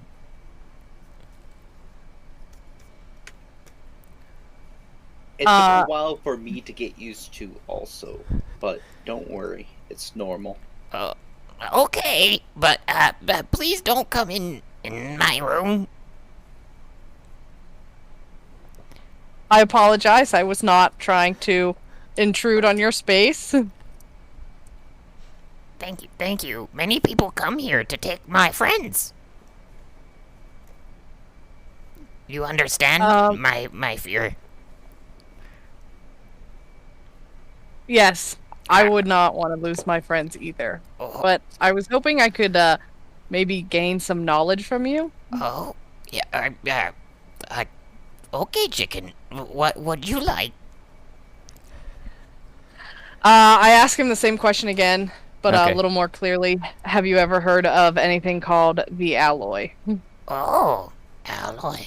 I know many alloys, but the alloy? What does the alloy do? The alloy is supposed to be magic in its purest form. Sounds interesting. Let me It's usually a liquid. Oh, good to know. Any other details I can use?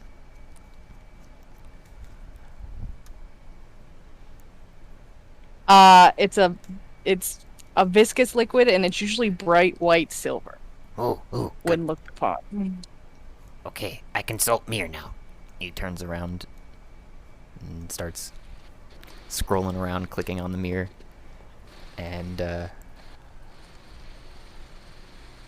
goes, Oh, that's very powerful. and he says that very loud this time. Your chicken very smart. And he keeps scrolling through. Is the mirror floating in front of him, or is he holding it? The mirror is as large as him, so it's about the size of Okay, this whole time I've been imagining him with like a tiny little handheld mirror on a handle. That's great. No, it's this giant thing that he's scrolling through in front of him, and he'll take different images you see passing across it, actually, but generally he'll be typing in a language sometimes you don't understand, coming across it too, with his claws across the surface of it, and right now you're seeing only ever so slightly just past him some text, just like not even full words, just some letters in a more ancient language of a primordial, probably. And he goes, I don't think we have any, but I do have some knowledge of such. I would be very grateful for this knowledge, if you are willing to share. I will share for minimal price. I only know little. It is very, very, very rare.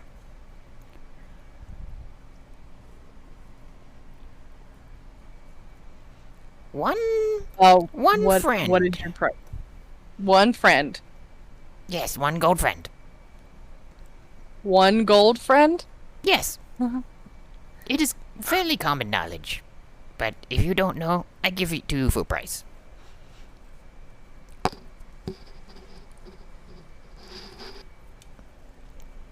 Hello? Yep. Did you hear? Sorry, you cut out for me. Oh, I'm sorry. It is fairly common knowledge, but it is, if you don't know, I give to you for fair price. 1 gold. I agree to this price. And I reach my head back under my wing and I pull out a single gold coin. Ooh, fancy. You have a fancy smart chicken.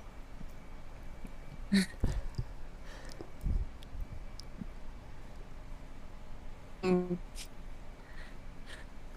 I hesitantly approach him, but try not to go past any, like, barrier. So you're standing in the broken archway into his room, and He says, place at threshold. I'll pick up. I set it down on the ground and I take a few steps back. and he kind of scurries forward on all fours, picks it up, bites it, Good gold. and throws it into a chest behind him. And he goes, Okay. In Byzantium, under the catacombs, gives a tree. And tree comes from alloy. Alloy is tree. In circles that I know. Like owl. Like. Owl? alloy. Like. No, I know, but like. You said it comes from the tree? A tree in Byzantium? You said in the catacombs? Mm-hmm. Is that your home? Yeah. There's been some weird shit going on with trees, and I've been trying to figure it out. But also, I didn't hear any of this, so it doesn't matter to me. You said it comes from tree? Yes, comes from tree. A tree in the catacombs below. And how do we sell Byzantium? It's actually a real place. It's what Istanbul, Istanbul, not Constantinople used to be called, is Byzantium. Okay, guys, well, I gotta leave. I gotta go. Byzantium. Me too. I love Let's how both go. groups have evolved. We need to go to this place we can't get to.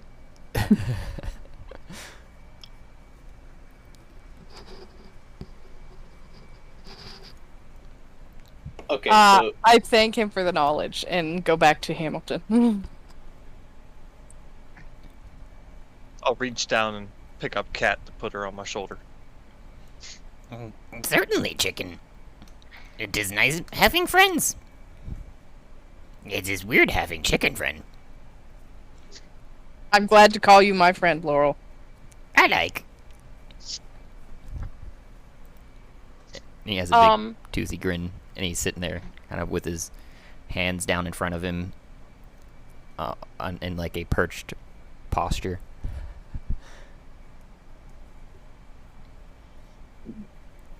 Well, I Sorry. enjoy. Go ahead. Oh, while I enjoy all of us just standing around in this tight hallway with these stairs, could we maybe move out into the room? Thought you were in danger. You were kind of quiet, but I heard you. You thought they were in danger there, Moon. Yes, that is what I said. Oh, no, there's some zombies back up there, but they're not causing any problems. Now, right now, Kat and Nep are in a chest, so I guess. Was there anything else in that room, or just your new friend? I guess I'm chopped liver. Who else? Hamilton's in there too. Yeah. Yeah, Hamilton's in there too, and it's just There's like 12 of us now. I can't even keep that straight. it's just the rest of us, a bunch of treasure, and that what did you say it was? Ogre, troll, something? Josh? Where? What are you talking about? I'm sorry. Laurel. What is Laurel? Oh, He's another snack goblin. He is. Snack goblin. He's but he's like a modified version because he doesn't snack as much. He's kind of fit. A modified snack goblin. Yeah, so it's just us, a bunch of treasure, and a snack goblin that appears to be trading treasures for items. I do recommend it. I gave him a children's book that was pretty common among my tribe, and he gave me these glasses. Whoa. Do I look shiny when you wear them? Flip, flip, flip. Oh, do I look She shiny? does indeed look very shiny. What colors do I see? A plethora. When you flipping through, you see pretty much each individual set of magic. Mm-hmm. I just start like wiggling so that I'm rainbow and wiggling. Unsa, unsa, unsa. Dia's gonna wiggle, not fold. Boots and cats and boots and cats and boots and cats. I love that for you. Okay. I go through the colors. Red, orange, yellow, green, blue, and a darker blue. I don't know the name for that color, like the night sky, and purple. I got it all. Just out of curiosity, and I'm gonna reach into my backpack and kind of start rooting around, and I'm gonna pull out the scepter that I got from the lizard folk, and be like, "What? Does this glow any colors?" Click, click, click, click, click, click, click. Remind me, is this the staff you say lizard folk? Is this the one that Squall plucked out its eyes? You guys buried the body after... And I took its clothes and its staff, and I think either Mime or Thea took its deflated globe. Why did that happen? Me, I still have it. Man, that takes me back. Good times! We attacked instead of thinking. Yeah, That doesn't sound like Zep at all. No, no one here would do that. do you have it actually in your inventory here, too? I don't have it in my inventory. It's under my notes, and oh. I just have it listed as scepter with a question mark.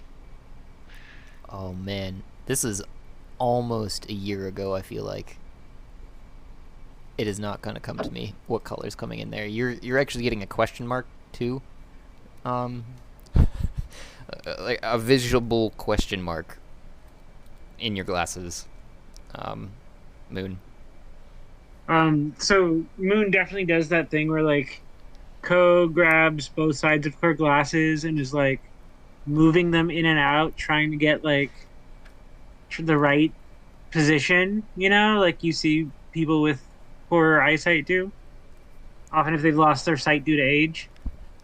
And, Doing a couple, like, squinty, like, trying to see off in the distance moves. yeah, a little bit. Like checks over the glasses and then back to the glasses, over the glasses, back to the glasses, tries that with a different lens. It appears to, you know, the mark that indicates that a question or a statement is a question when you're speaking in Imperial?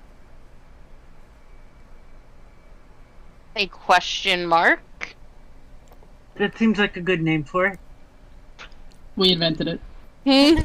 Canon. What color is the question mark, Josh? It seems to be of a framework, so there is a black framed question mark with no color otherwise. It seems you seem to have it in outline floating here, and I assume my hand points right next to the staff, I assume. Floating right here, but I see no color. It's in black. I see no color. Good to know, and I'm just gonna put it back in my backpack.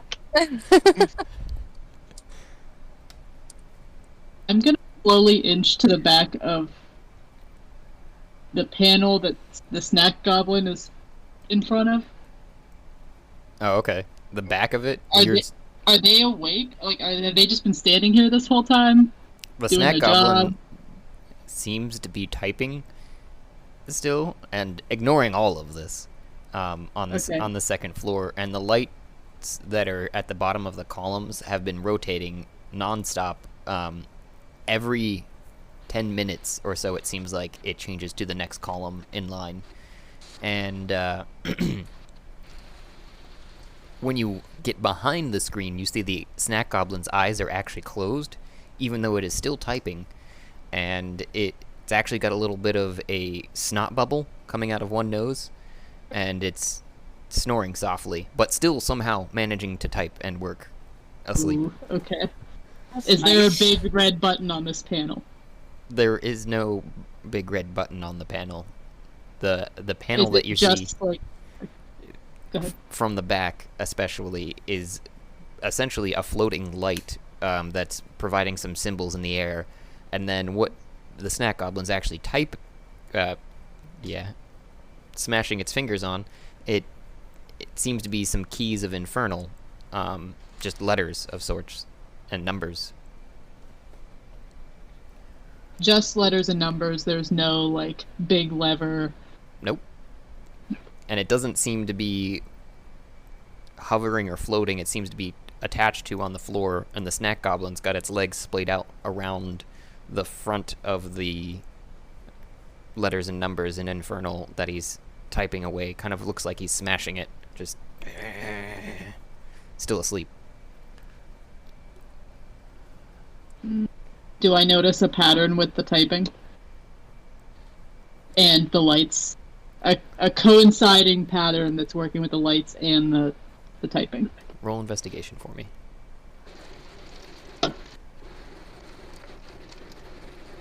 What? Natural 20 plus 3. Ooh.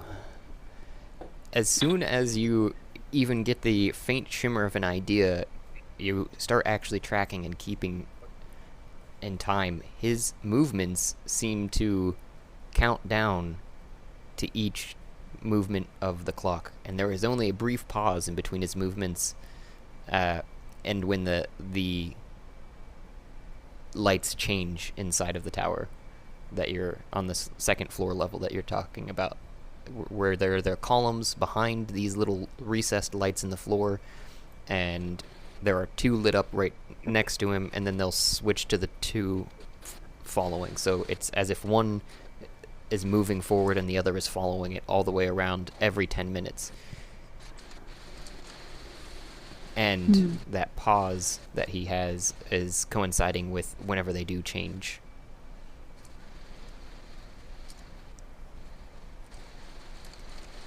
But I don't know what it means.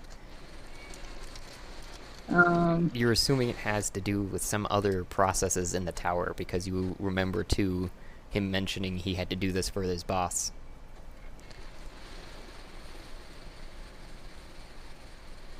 What was up through the door? I asked the people who'd been upstairs. We've been trying to get upstairs, but couldn't figure out how. Little one. Zombies in jail cells? That's it? No other doors or anything? There were two other doors. They did not have any knobs either, or locks. However, they both seemed locked. Actually, full disclosure, the one we didn't even try because a creepy thing flew through it and shut the doors, and then it sounded like the doors locked, and I didn't feel like chasing after the creepy thing. A creepy thing, you said? Yeah, Shia, what was it? Boogeyman? A Bodak. Have I heard the term? Doc?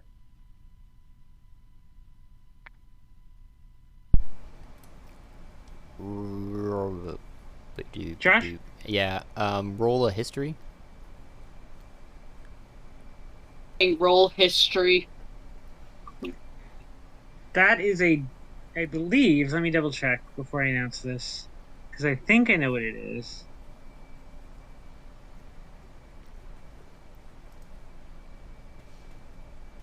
Yep, this roll is unnatural, but it's the bad kind of unnatural. It's a 1. 2 minus 1 equals 1. That is some math. Okay. So you're like, no.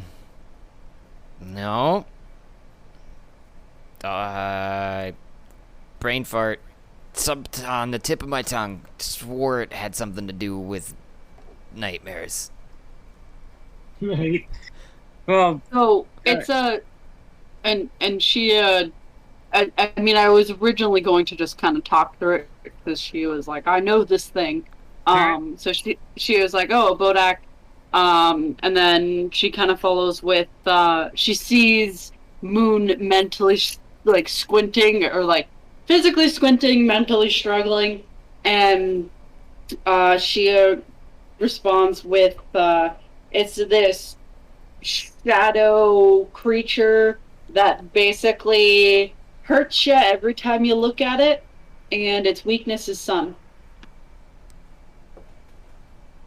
Sounds like a creature of nightmare.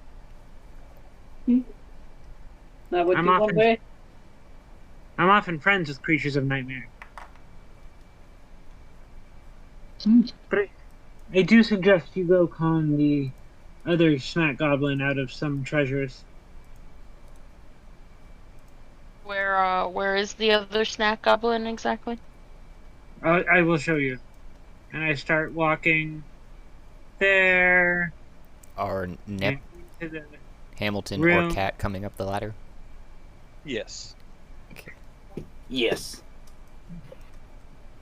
I'm leaving them in the room, past the snake skeleton that's all ashy, and then I indicate the chest. Which It's is through flipped here. open, and you see Hamilton holding it, the top of it open for Nip, who climbs out of the chest just as you guys are walking in. So Shia is still carrying the two friends and kind of looks around the room, kind of, and drags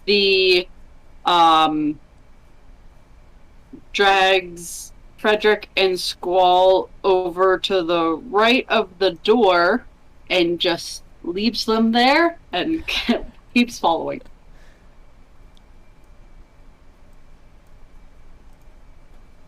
And yeah, I'm indicating just go down the ladder into the chest. Inside of the door you said there, Shia? Yes. Got it. Right next. I will climb on down. Okay. Thea isn't really interested in the material good trading thing, so I'm gonna sit and read the Sexy Satan rules book that I found somewhere that is in my inventory for some reason, but I can't remember why. It sounds like a book I, the player, would read. It was from, I think I own a book that could be called the... It's from... Maybe 2. It's from the librarian. It was what she was reading. Yes, yes. You should read it aloud for the class. Oh, if everyone is around, then I will. Is it called Moon 50 will Shades of pull Agony? up and listen. You should roll a performance, Thea. Zeph, you Mime's climb... just gonna sit in front of you cross-legged and like, you know, Could I play stand some on their hands. Blanket music overlap. to kind of support the ambiance or the atmosphere? A spoken word reading. Let's get it. Can I roll with advantage because I don't know who was helping me with their performance, but Nep. And it sounded like Shia was chiming in with some background undertones there too. Some you guys, bongos. yeah. If you, I was just gonna say add all your rolls together too is another option. Okay. 23. 12.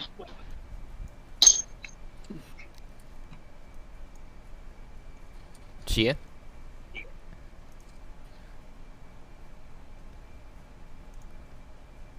Did you say Shia or Thea? Shia. Okay. You With did the right this to accent, they yourselves. sound exactly the same. They did this We've to been themselves. struggling from the beginning. Shaggy roll. My internet cut out there for the last 5 minutes, so I just heard Shia. Oh, okay. I heard you singing in the background. That's why I thought that was That's happening. just Sarah. That was not. Huh? That wasn't Shia, that was Sarah. Going, alright, what's going on? Oh. I understand now. It seemed to fit perfectly into the scene, too. That was funny. Because I was assuming you were going to be helping Thea out with her reading. She's currently reading aloud to the class about Sexy Satan, and Nep chimed in with his... What was it again? His Sexy Satan's rulebook. Oh, sorry, go ahead. It was more of like kind of a background music. From the viola? Yes, violin, Yep. fiddle. Gun. Are you guys there? Yeah? Hello? Yes. Hello? Here for you. Whatever you need. I keep. Lean on No, me I don't have any storm. It's just when you're not strong. the internet. Hello I'll be from your the other friend. side. Clap to some beat. There's a lot going on. What I really want to hear, though, is I really want to hear the, like, literally improvising, reading out loud of the book. I want to hear what the Sexy Satan rulebook says. Oh, That's what I shit. want to hear. I need like at least like a plot line. Like Thea doesn't know what Sexy Satan is. I feel I like feel like it's just like being punk rock. I feel like the rulebook to being Sexy Saint is the same as like Well- the rulebook to being punk rock. Sexy Satan Where- is in the other part of the campaign, right? He's the guy that we're trying to find, right? Mm-hmm. So this book is like, you know, a big deal to me as a human being. It's also about his escapades. Ooh. And how prolific he was.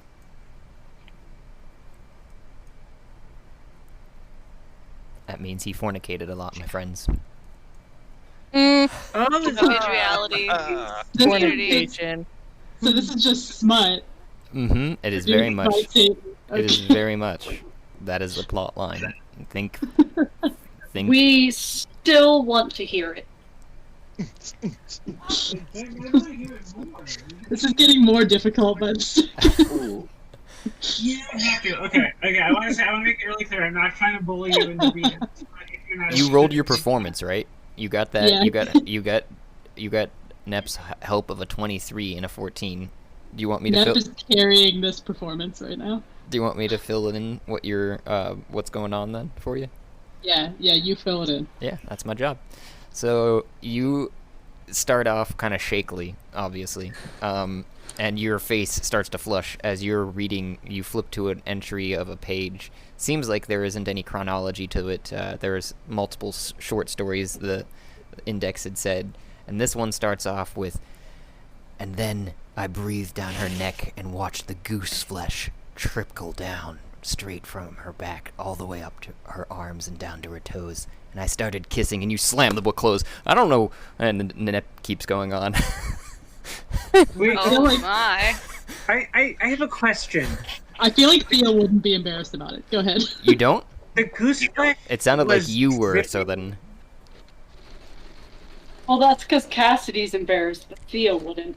Okay. Yeah. I'm not trying to pressure Cassidy in any way. I mean, I'm trying to make fun of the text right now, but the flesh was dripping. Is the breath corrosive? No, goose. He said his goose skin, right? So that's goosebumps. Trickle down her spine. So basically, they like. Oh, he melted spread. the skin. No, incorrect. Oh, she had goosebumps. It is Sexy Satan, so like as possibility. Maybe. Acid breath, maybe? Some sort of acid? I And, forgot and agree. It sounds like her skin is melting. Oh, I didn't get that at all. Obviously, you guys don't read much soft porn. I feel like right now So our characters are having this conversation. Instead of you slamming the book closed, I guess what happens in the middle of that is everybody interrupts you and just stops you right there and goes, wait. Is it like dripping down? Like. We need more detail. Yeah. What do they mean by drip? People don't Open that. drip. What's I mean, some people too. Yeah. Wait, Well, can This book she, makes me want to dribble. For sure. Guys, I did not get Hamilton drunk would enough for cross this his episode. arms, nod his head, blush a little bit, and like, yes. Hamilton's already read this one before. Maybe he helped And- write it. You don't know. she walks over to Moon and is like, the goose pimples. And Moon, do you have any exposed skin? Quite a bit, actually. Okay. Ew. So, I'm assuming your arm is exposed? Yes, I mean, even the leather armor that Ko wears is I have a picture of it on my character sheet, is laced across the front, so there's just a long line of exposed flesh from neck to belly button. So, But also the arms are she, exposed. okay. Assuming that anatomy is roughly the same, and if you go from the base of the back of the neck and kind of down the front of the chest would cause a goose skin effect, Pia is going to do that to Moon. I can't resist responding this way. Moon's breath catches in core throat as you do that. Yeah. She is like, no, like this. And she does that. Wait, Do you Moon's feel skin corrodes. Actually, I can kind of make that happen, actually. As you do it, not only does the breath catch in core throat, but Ko sweats when you touch core skin, and that causes some of the dye in core fur to run, looking briefly like the skin is melting. A whole ass demonstration. Thanks, everyone. This is all happening next to and the she chest. jumps back. I am still just gonna be playing my song. I feel like we should cut to the other scene right here and Yeah. just assume that more of this goes on. So, More. Zeph, Meanwhile- what are you reacting with when you see a large, muscular, green-skinned, red glowing-eyed, large clawed figure standing on the other side of a broken archway, who greets you? Hi, are you Rum Roller too? Muscular, you say? Mm-hmm. Hello. Yes, I am. Oh, you friend mine then? What? Yeah. You a friend? You're my friend. Mm-hmm. Ah, yay! I have more friends. You need something? What do you have? Lots. I have whole horde. And he gestures around to the gold surrounding him. Do you have items or just gold? Oh, I keep gold in exchange, but items usually far away. I have to request in exchange for gold. Or items. They like items better.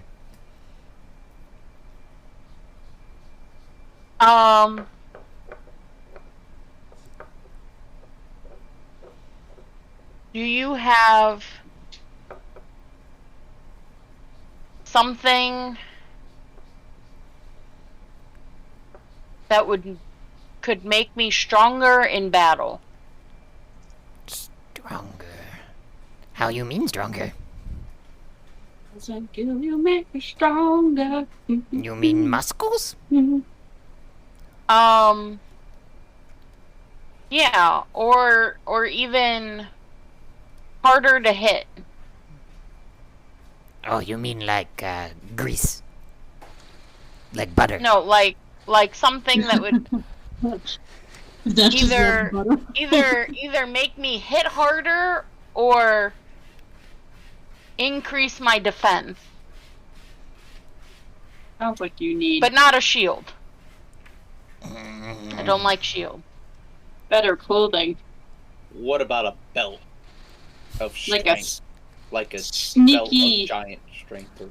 A belt What about- of butter. What about? Ooh, is there a silent chainmail? Are you? I can't wear armor. I'm a monk. What about a really light, super you there? duper light? I don't know. Wait, am I? You're not. You're Oh, upstairs. son of a bitch. I'm sorry. Up the ladder, rather. So Zeph, you're posing those questions, and he gets a little confused look in his face, and his eyes sort of cross, and he goes, Ah, hard question. Make simple. I'm not good. What, you need, okay, wait. I like punching things. Oh, you like punching? I would like to punch harder. Ooh, good question. I have just the thing. and he goes over to the mirror that seems to be just behind him, that's about the same size as him, and he takes his claws and he starts clicking away and scrolling. It looks like swiping his hands left to right, up to down, up and down, and then he starts tapping them, what looks like on little letters in different languages, and comes up on a screen with an image, and then he says, Go on, corner. and he gestures to another mirror that you see off to your left that's not inside of his chamber. It seems to be separated from his chamber with a wall. And you go around the corner Slowly, cautiously approach the mirror. and see another mirror, and in that mirror he says, You see thing? and on the screen, on the mirror, you see a pair of what looks like actually a four set. So it's actually what looks like to be brass knuckles, and then also a set of such for your feet. Oh.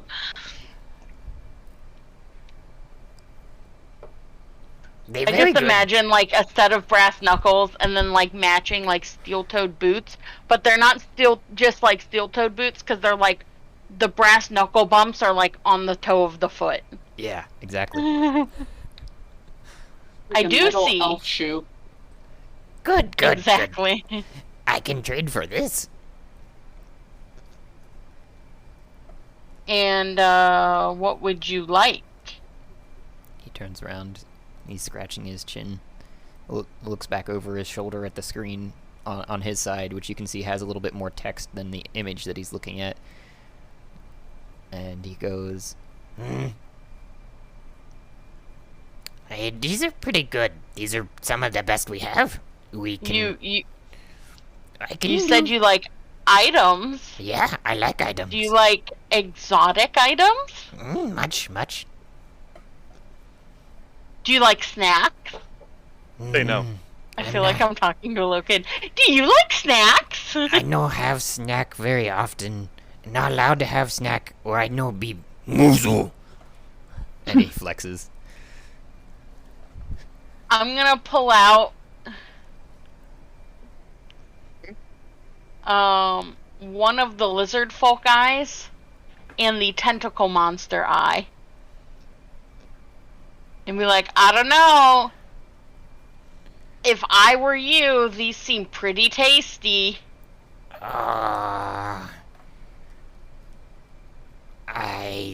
They're jelly filled. Oh, they are pretty good, but I can't just trade those. I can knock down price for you. I gotta have something else though.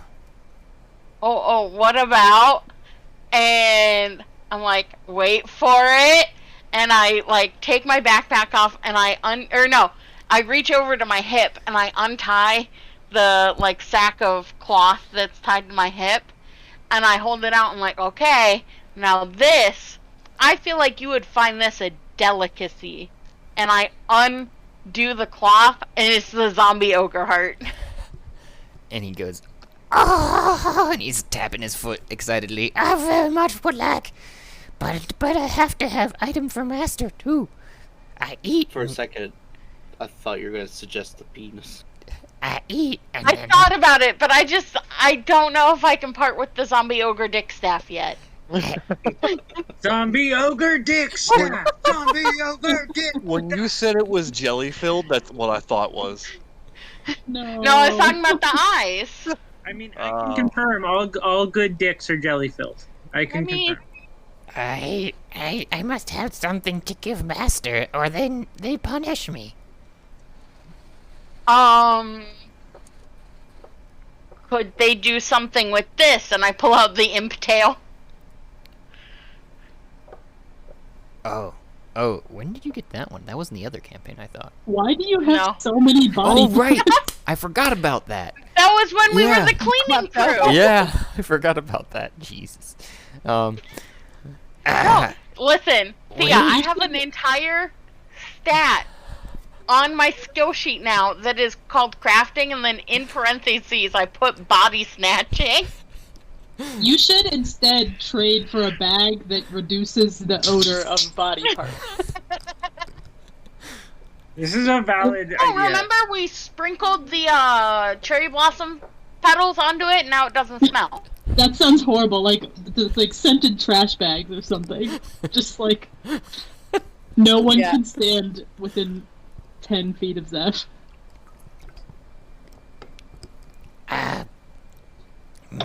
Maybe.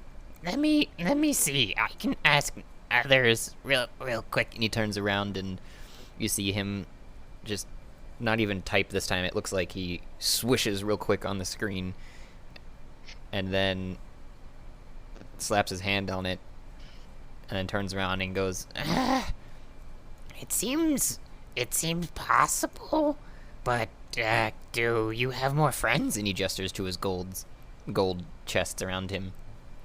I can take for those additives reduced price of 5. No, can't do 5. Yeah, they say 15 gold.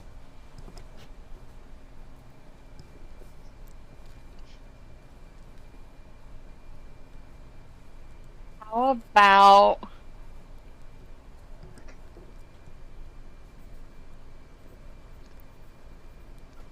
How about 5 gold? And I throw in some spiffy clothes. What's spiffy? What is spiffy? And I'm wearing the lizard folk robes.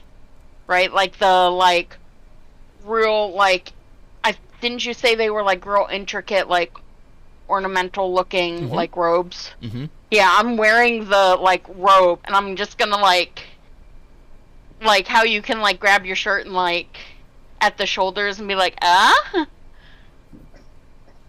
Oh. Is that okay? I think I can do. So 5 gold and the spiffy robe. So you take and the heart. And the eyes. You put snack here. Right in threshold. Don't cross. I'm gonna before he says don't cross, I'm just gonna fully step over it. Ah! And he comes over and just throws a punch right at your face. Can I try and dodge it? You may. Let's see what he rolls. That's right, she wasn't down there to see what happened to me. The dirty 20. Oh, nice. Wait, for the dex save. Gotcha. Mm-hmm. Oh. 21. That was so close. Oh. He's got a +4. He's pretty strong. And that's that damage. That's right. I said so. You get real close to the dodge, right? And he clips just the bottom of your chin as you're pulling your head back, and his fist sails right under your chin, but he still hits you for... Oh, pressing enter does it double. That's right. 1. Okay. Get out, get out, get out! I'm just gonna be like, sorry, and I'm gonna like step on the other side of like these rocks here. Thank you. Yeah, masters can know when people come in room, too. They know too much.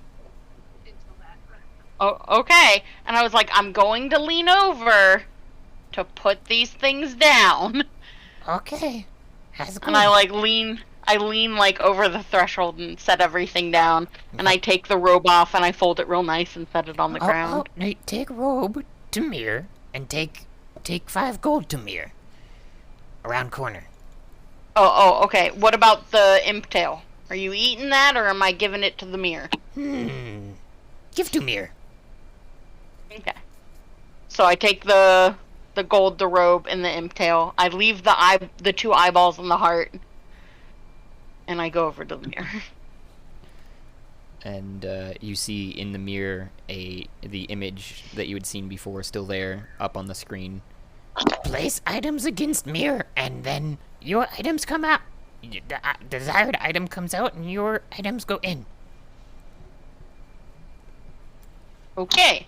And I do what he said. So I fold the robes like real nice, and then I place the gold and the imp tail like on the top of the robes and just kind of like hold it up to the mirror.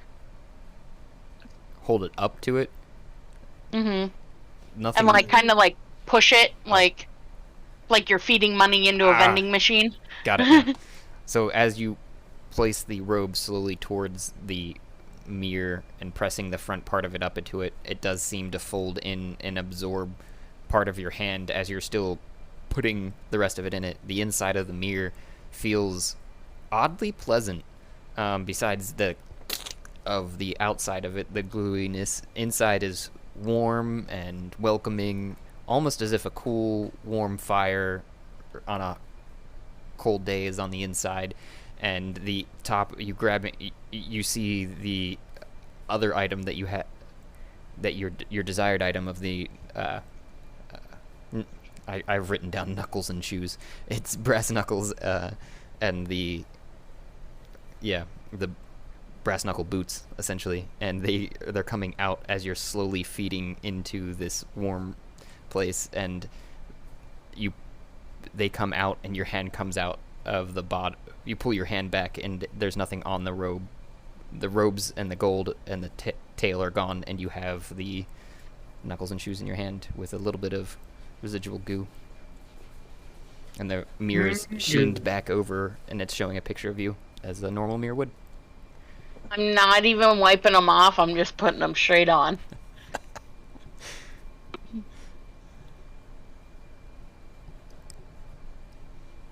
And then I'm gonna walk back over and nod and be like, "Oh, I didn't catch your name."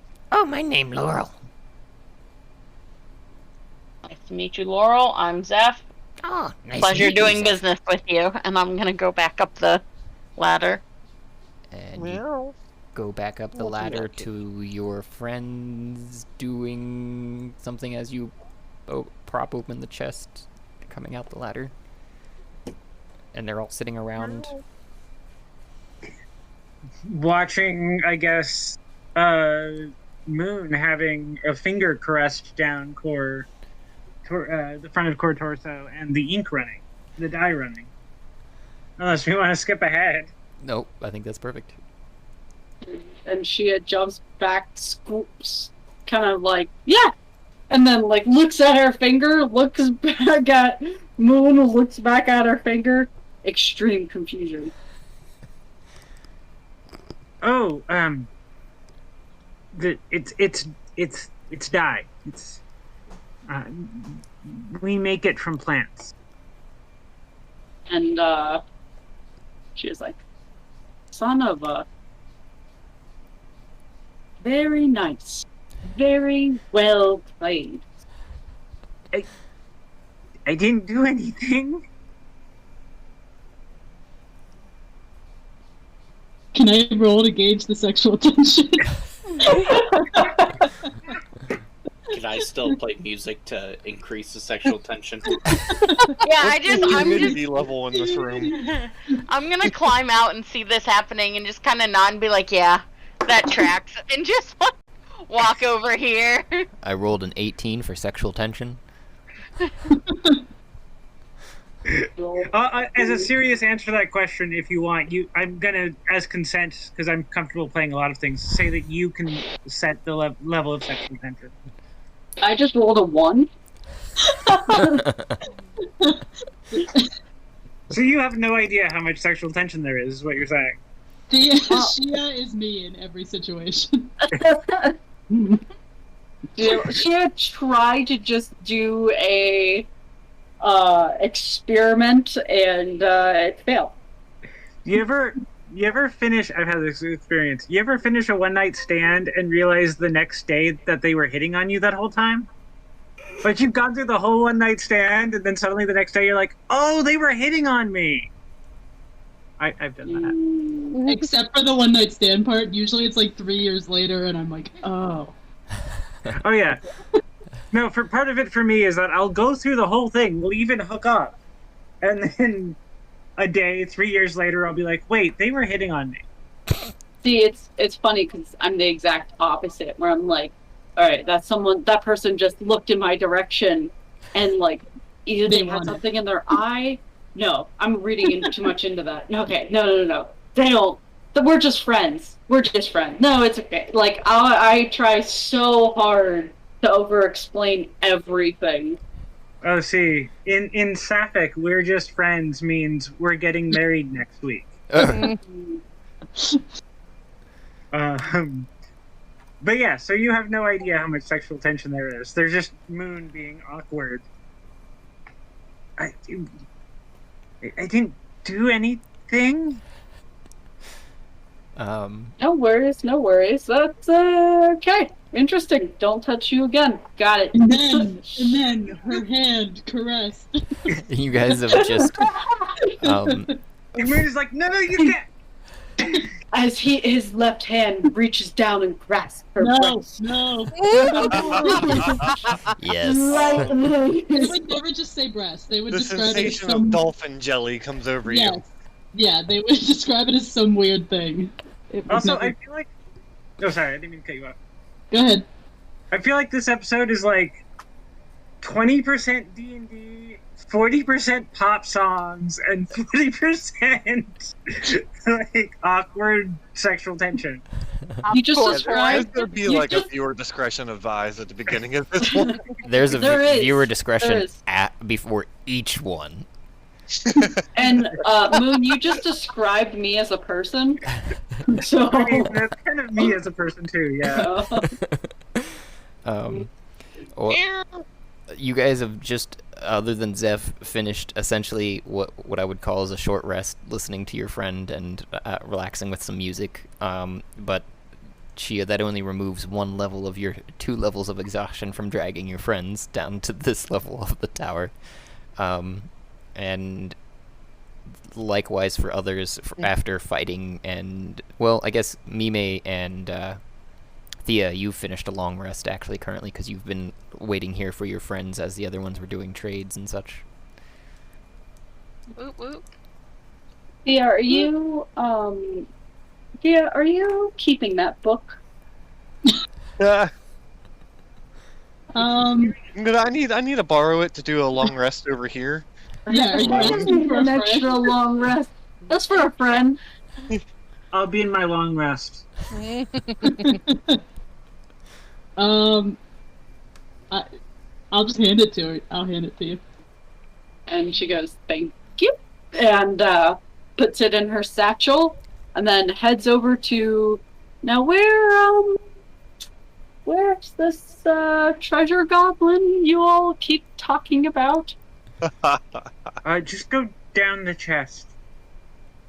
Ah, Boing. isn't that what she was doing when I came up here? Oh,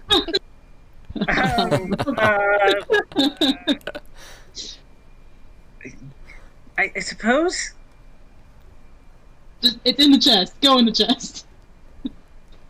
She walks down into the chest. Yeah. Slowly. In case it isn't clear, all of Moon's like bravado that Ko normally has in battle is gone right now. Is Moon nervous? Yes, Okay. very clearly. Did Shia make Moon nervous? Yes. For everybody Okay. but Shia, who rolled a 1. They She is unaware of this. like one of the details is that Ko actually kind of has a damaged ear, so one of the ears never straightens except when frightened, like when by a sudden noise or something, and it just pops right up. It's fully erect. I just realized I was going to say that. Like that's one of the big signs is that both ears are straight up. Does anybody know this? One but you. Well, everyone no, but you. No, I don't. Okay. Yeah, because you'd rolled the 1. Everyone else had been a little bit higher there. So you walk down. You open the lid of the chest that has a tree on it that leads down into the snack goblin's lair. You go down the ladder and you're looking through a broken archway at a hunched over figure that's standing on its back legs but with its arms in front of it. It's covered in green skin and is well muscled with a glowing red gaze that's staring at you. Oh, even more rum roller. You rum roller? Yes, I am. Oh, Some call me Shia Gargant. oh, nice. Good meet, Shia Gargant. My name Laurel. Nice to meet you too, good fellow, sir. I believe you grant wishes? Oh, I don't know about wishes, but I do trade. Yes. That sounds wonderful. That sounds quite wonderful. Alrighty, what can I... Alright, someone come back to me. Just, you can go somewhere else. I like didn't Yeah. think before going down the stairs. I was just... I think it's just you, and then we're gonna get out of here, right? I think son so. of a bitch. Other than Squall and Frederick potentially, which like I'd mentioned, Hamilton, Zeph, Moon, and Nep have only received a short rest at this time after fighting the snake and mummies and all the other qualms. Friends falling down the stairs and Yeah. Yeah. Long rest here if everyone needs it. yeah, I'm gonna walk over to the wall and kind of just sit down. Sorry. You're good. Go ahead.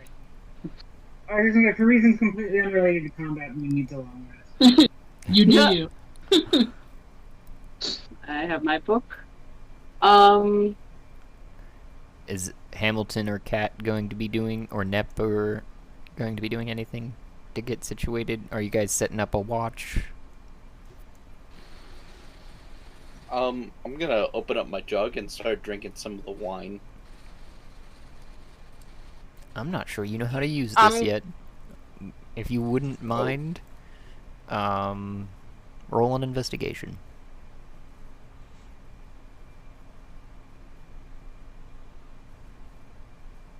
Six.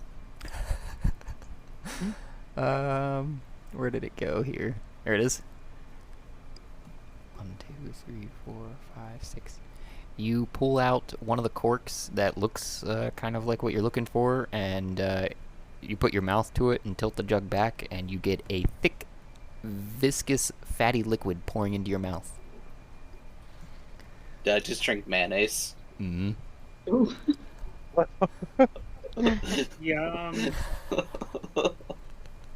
I don't know how I feel about this. All of that. Wow. Mama didn't raise no quitter. You wipe your mouth and go, that's some weird beer. Or wine, I think you were going for, actually. Yeah, this bad. wine tastes a little spoiled. Would I hear Nep say that? Yeah. Okay, I'm gonna- Actually, go ahead and roll a perception for me. Because you were settling down, you said. Mm-hmm. That's an 11. You heard wine. I'm gonna like look over and be like, if it's wine you're looking for, I have this, and I'm gonna pull the small barrel of mead out of my backpack and set it on the ground so that it becomes the big barrel of mead. Oh.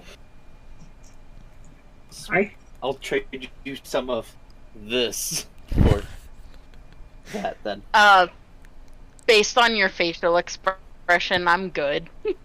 It'll probably taste better with something else, not the drink.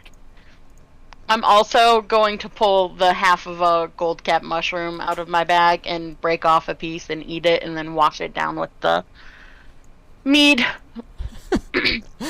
Zeph going for it. Hmm? And Zeph's going for it.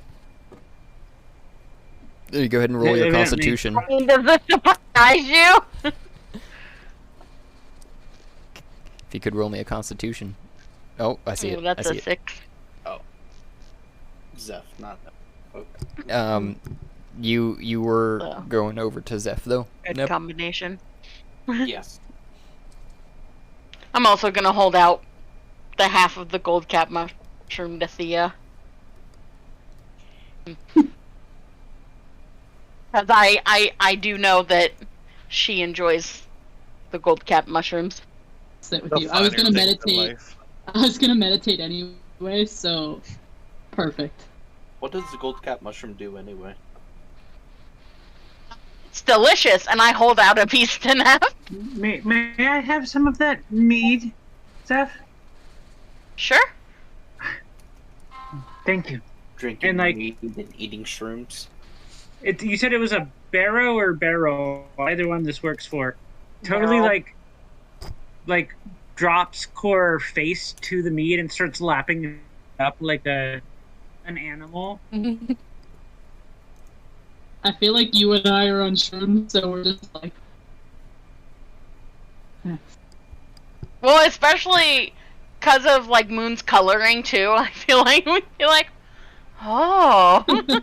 It's super psychedelic. Remember, it's for like really intricate tattoos underneath the fur, and then the spirals of dye on the fur. I feel like we should be rolling for bad trips. Yeah, you are. Actually, go ahead and roll a d10. I love that. Yeah, Everybody you are. who ate one, or If you ate a mushroom, yes. Which I believe you guys, Moon and Nep, were just having the mead. oh no, I was down to eat a mushroom also. I know mushrooms are for parties. That's a 10. 10. Mostly doesn't know to ask for one, but would accept one if offered. We both got 10. Yeah, we're pros. Got a We've done this 6. before. Not according to this. So you guys are enjoying yourselves and laughing and feeling the rise of this heating wave inside of you as it crests and about to wash over you into a calmness that you're used to feeling when taking the mushrooms. You start to feel the crash of that wave sink down on you, and as if there were little tiny specks of sand inside of this particular wave, and that sand turns into wiggling and worming effects all over your skin, and you start.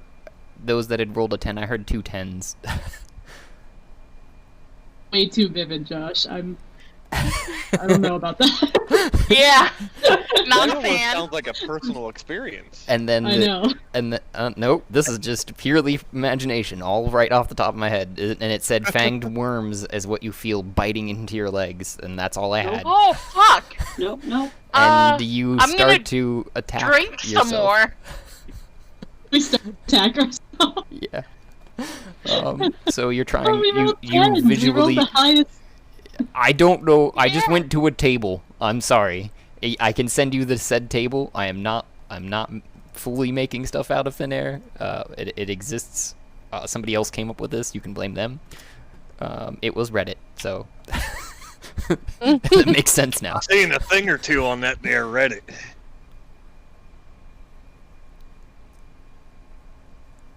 To do to myself. These are all bad. These are all bad. I need to find a good This is one. what happens when you Or a let, bad one, straight potentially. edge people write drug effect tables.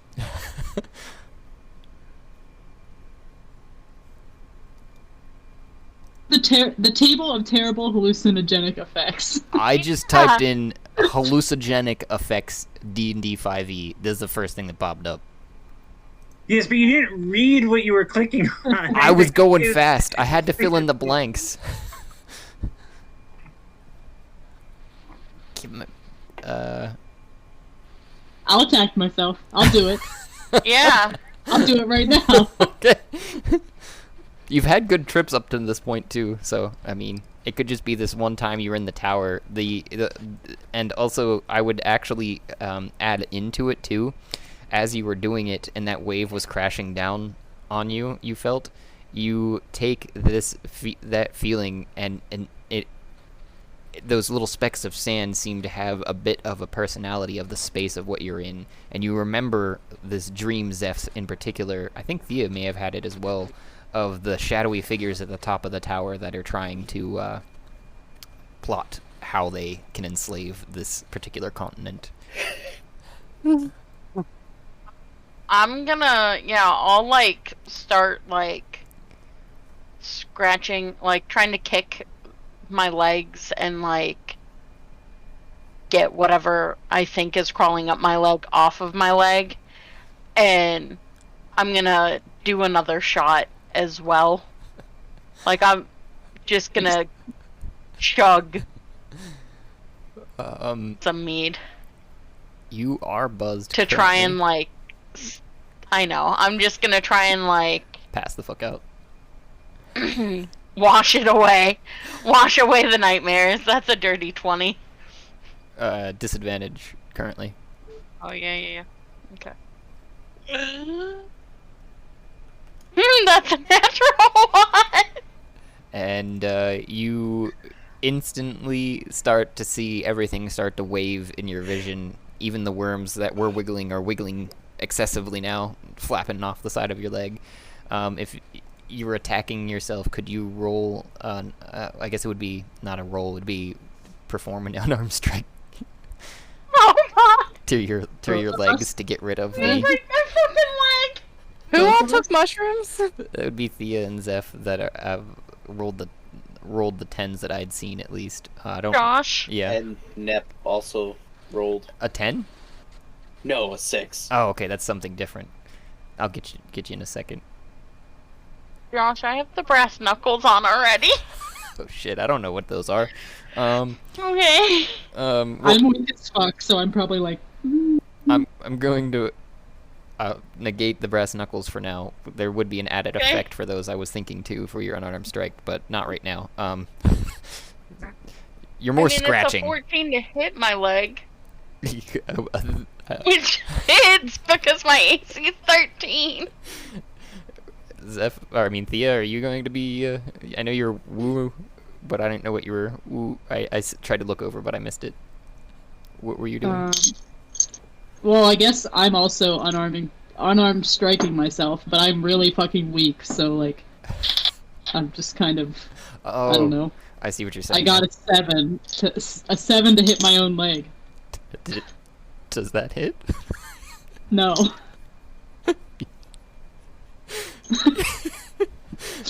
This is funny. You go to strike did your 9. own leg, and you miscalculate and slap right in between your legs, and you're just staring at your hand for a moment of like, huh. And that's what you do for like the next 35 minutes. I did 9 bludgeoning damage to my leg. Oh, jeez. And you're really going at it, trying to get these worms off. You feel the teeth ripping out of your leg, as you're throwing something invisible to everybody else away from you. Yeah, I'm just screaming at this point too, and like motherfucking everything. And you are drunk now, so you do have the disadvantage that you'd already done. So, which you're one step away from being passed out. So. I look at Zeph. What does Zeph look like right now? Does it look like worms are on Zeph? To you, it does. Yes. I unarmed strike Zeph. Is anybody in the room seeing this? Yeah. As I see Shia Shia go like, Kat, Hamilton. as I Nep see and Shia Moon. go to unarmed strike my leg, I'm gonna be like, oh yeah, I'll help you too, and I'm gonna unarmed strike her. I got 14. That hits. Moon really wants to defend both of them against the other one, but is still really awkward. So, I also got a 14. What was it that you had rolled, Moon, for your after you'd taken the mushroom? I guess nobody ever offered Moon a mushroom. I thought Zeph Moon did. didn't think there was anything special about him. I thought Zeph I think I offered the mushroom to anybody who wanted one. I just kind of broke it into like 4 pieces. So there's one piece left, just on, I'm assuming just on the ground at this point. Well, no, if you actually offered one to Moon, Moon would have They eaten one. were- thinking- So what's the condition they're under right now? Well, Nep, you are currently no. overcome with paranoia, believing everyone in even their companions are out to get them. And Oh, and no. and you must run to a position of cover, out of line of sight of any character, and remain Alright, hidden so it's a from others. I guess I'm going just go back into the pillar room. Is The it so? Constitution Wait, saving can it be counted as poisoning? Yeah, it would be. So I have lesser restoration, where I can touch a creature and can either end one disease or condition, including poisoning. So you I are can cast this visibly 3 times. seeing what you see is Thea and Zeph striking each other currently, trying But to. Yeah, not- I'm gonna I- cast Wait, but I just lesser. I don't look angry. I truly believe that I'm trying to help her. Yeah, I'm Uh, gonna cast this twice, one on each of them. I need to roll Constitution saving throw, right? Yes. It's a detail. A grand and wonderful thank you for those who took the time and made it here, to the end of the episode, where I know sometimes we are long-winded and others we are just dead silent. I don't know what to tell you. This is raw here, folks. Please remember to like and subscribe, and you can help support us just by listening. But you can also provide even more support, if you like, by going to Anchor FM page and following the support link there. If you do so, I will personally work in an NPC or an idea, whatever you'd like to hear played out. If you want, you can get a hold of us through one of our many options, including voice messages on Anchor FM, or DM to our Twitter, or any other social media that you can find us, YouTube, etc. You can share your ideas, otherwise listen for the shout out and thank you for making it through.